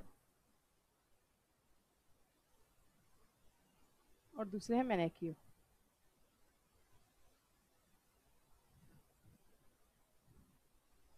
ठीक है, मैंने क्यों हमने पढ़ा। फिर उसके बाद में हमने आगे की तरफ जब हम लोग गए तो हमने कहा कि दो मशीन के बारे में हमने पढ़ा, एक गुटेनबर्ग और दूसरा हमने पढ़ा है रिचर्ड एम हो। इन दो प्रिंटिंग प्रेस के बारे में हमने इसके अंदर पढ़ा है। गुटेनबर्ग वाली मैनुअल थी और ये जो सिलेंड्रिकल थी, इसके बाद में जो आई वो इलेक्ट्रिकल प्रिंटिंग मशीन थी, जिसमें 6 कलर्स को एक साथ प्रिंट किया जाने लगा था। रिलीजियस डिबेट्स वगैरह होने लगे, लोग क्वेश्चन करने लगे, ये सारी चीज़ें होने लगी है। हमने फ्रेंच रेवोल्यूशन के बारे में सारी चीज़ें पढ़ी है, वुमेन, चिल्ड्रन, और हमने किसके बारे में पढ़ा है, पुअर पीपल के बारे में पढ़ा है कि कैसे उनकी लाइफ में सुधार आया है। फिर हम इंडिया पे आए, इंडिया में हमने क्या क्या चीज़ें पढ़ी, बिफोर प्रिंटिंग पढ़ा हमने, जिसके अंदर मैन्यूस्क्रिप्ट्स होती थी। फिर प्रिंटिंग के ड्यूरेशन में हमने पढ़ा कि हमारे यहाँ पे प्रिंट आया कैसे। तो हमने कहा जब पोर्चुगीज आए हमारे यहाँ पे तब वो लेके आए, मिशनरीज आए थे, वो अपने साथ में प्रिंटिंग प्रेस लेके आए, लेकिन हमने स्टार्टिंग में वहाँ पे कुछ भी नहीं लिख रहे हैं। 18 सेंचुरी में जाते जाते हमारे यहाँ पे थोड़ा सा प्रिंट की शुरुआत होती है। तो हमने कहा जो पहला था हमारे यहाँ पे क्या था, बंगाल गैजेट। ठीक है, ये बंगाल गैजेट जो है हिक्की नाम हमें याद रखना है, और हम एक याद रखेंगे गंगाधर भट्टाचार्य।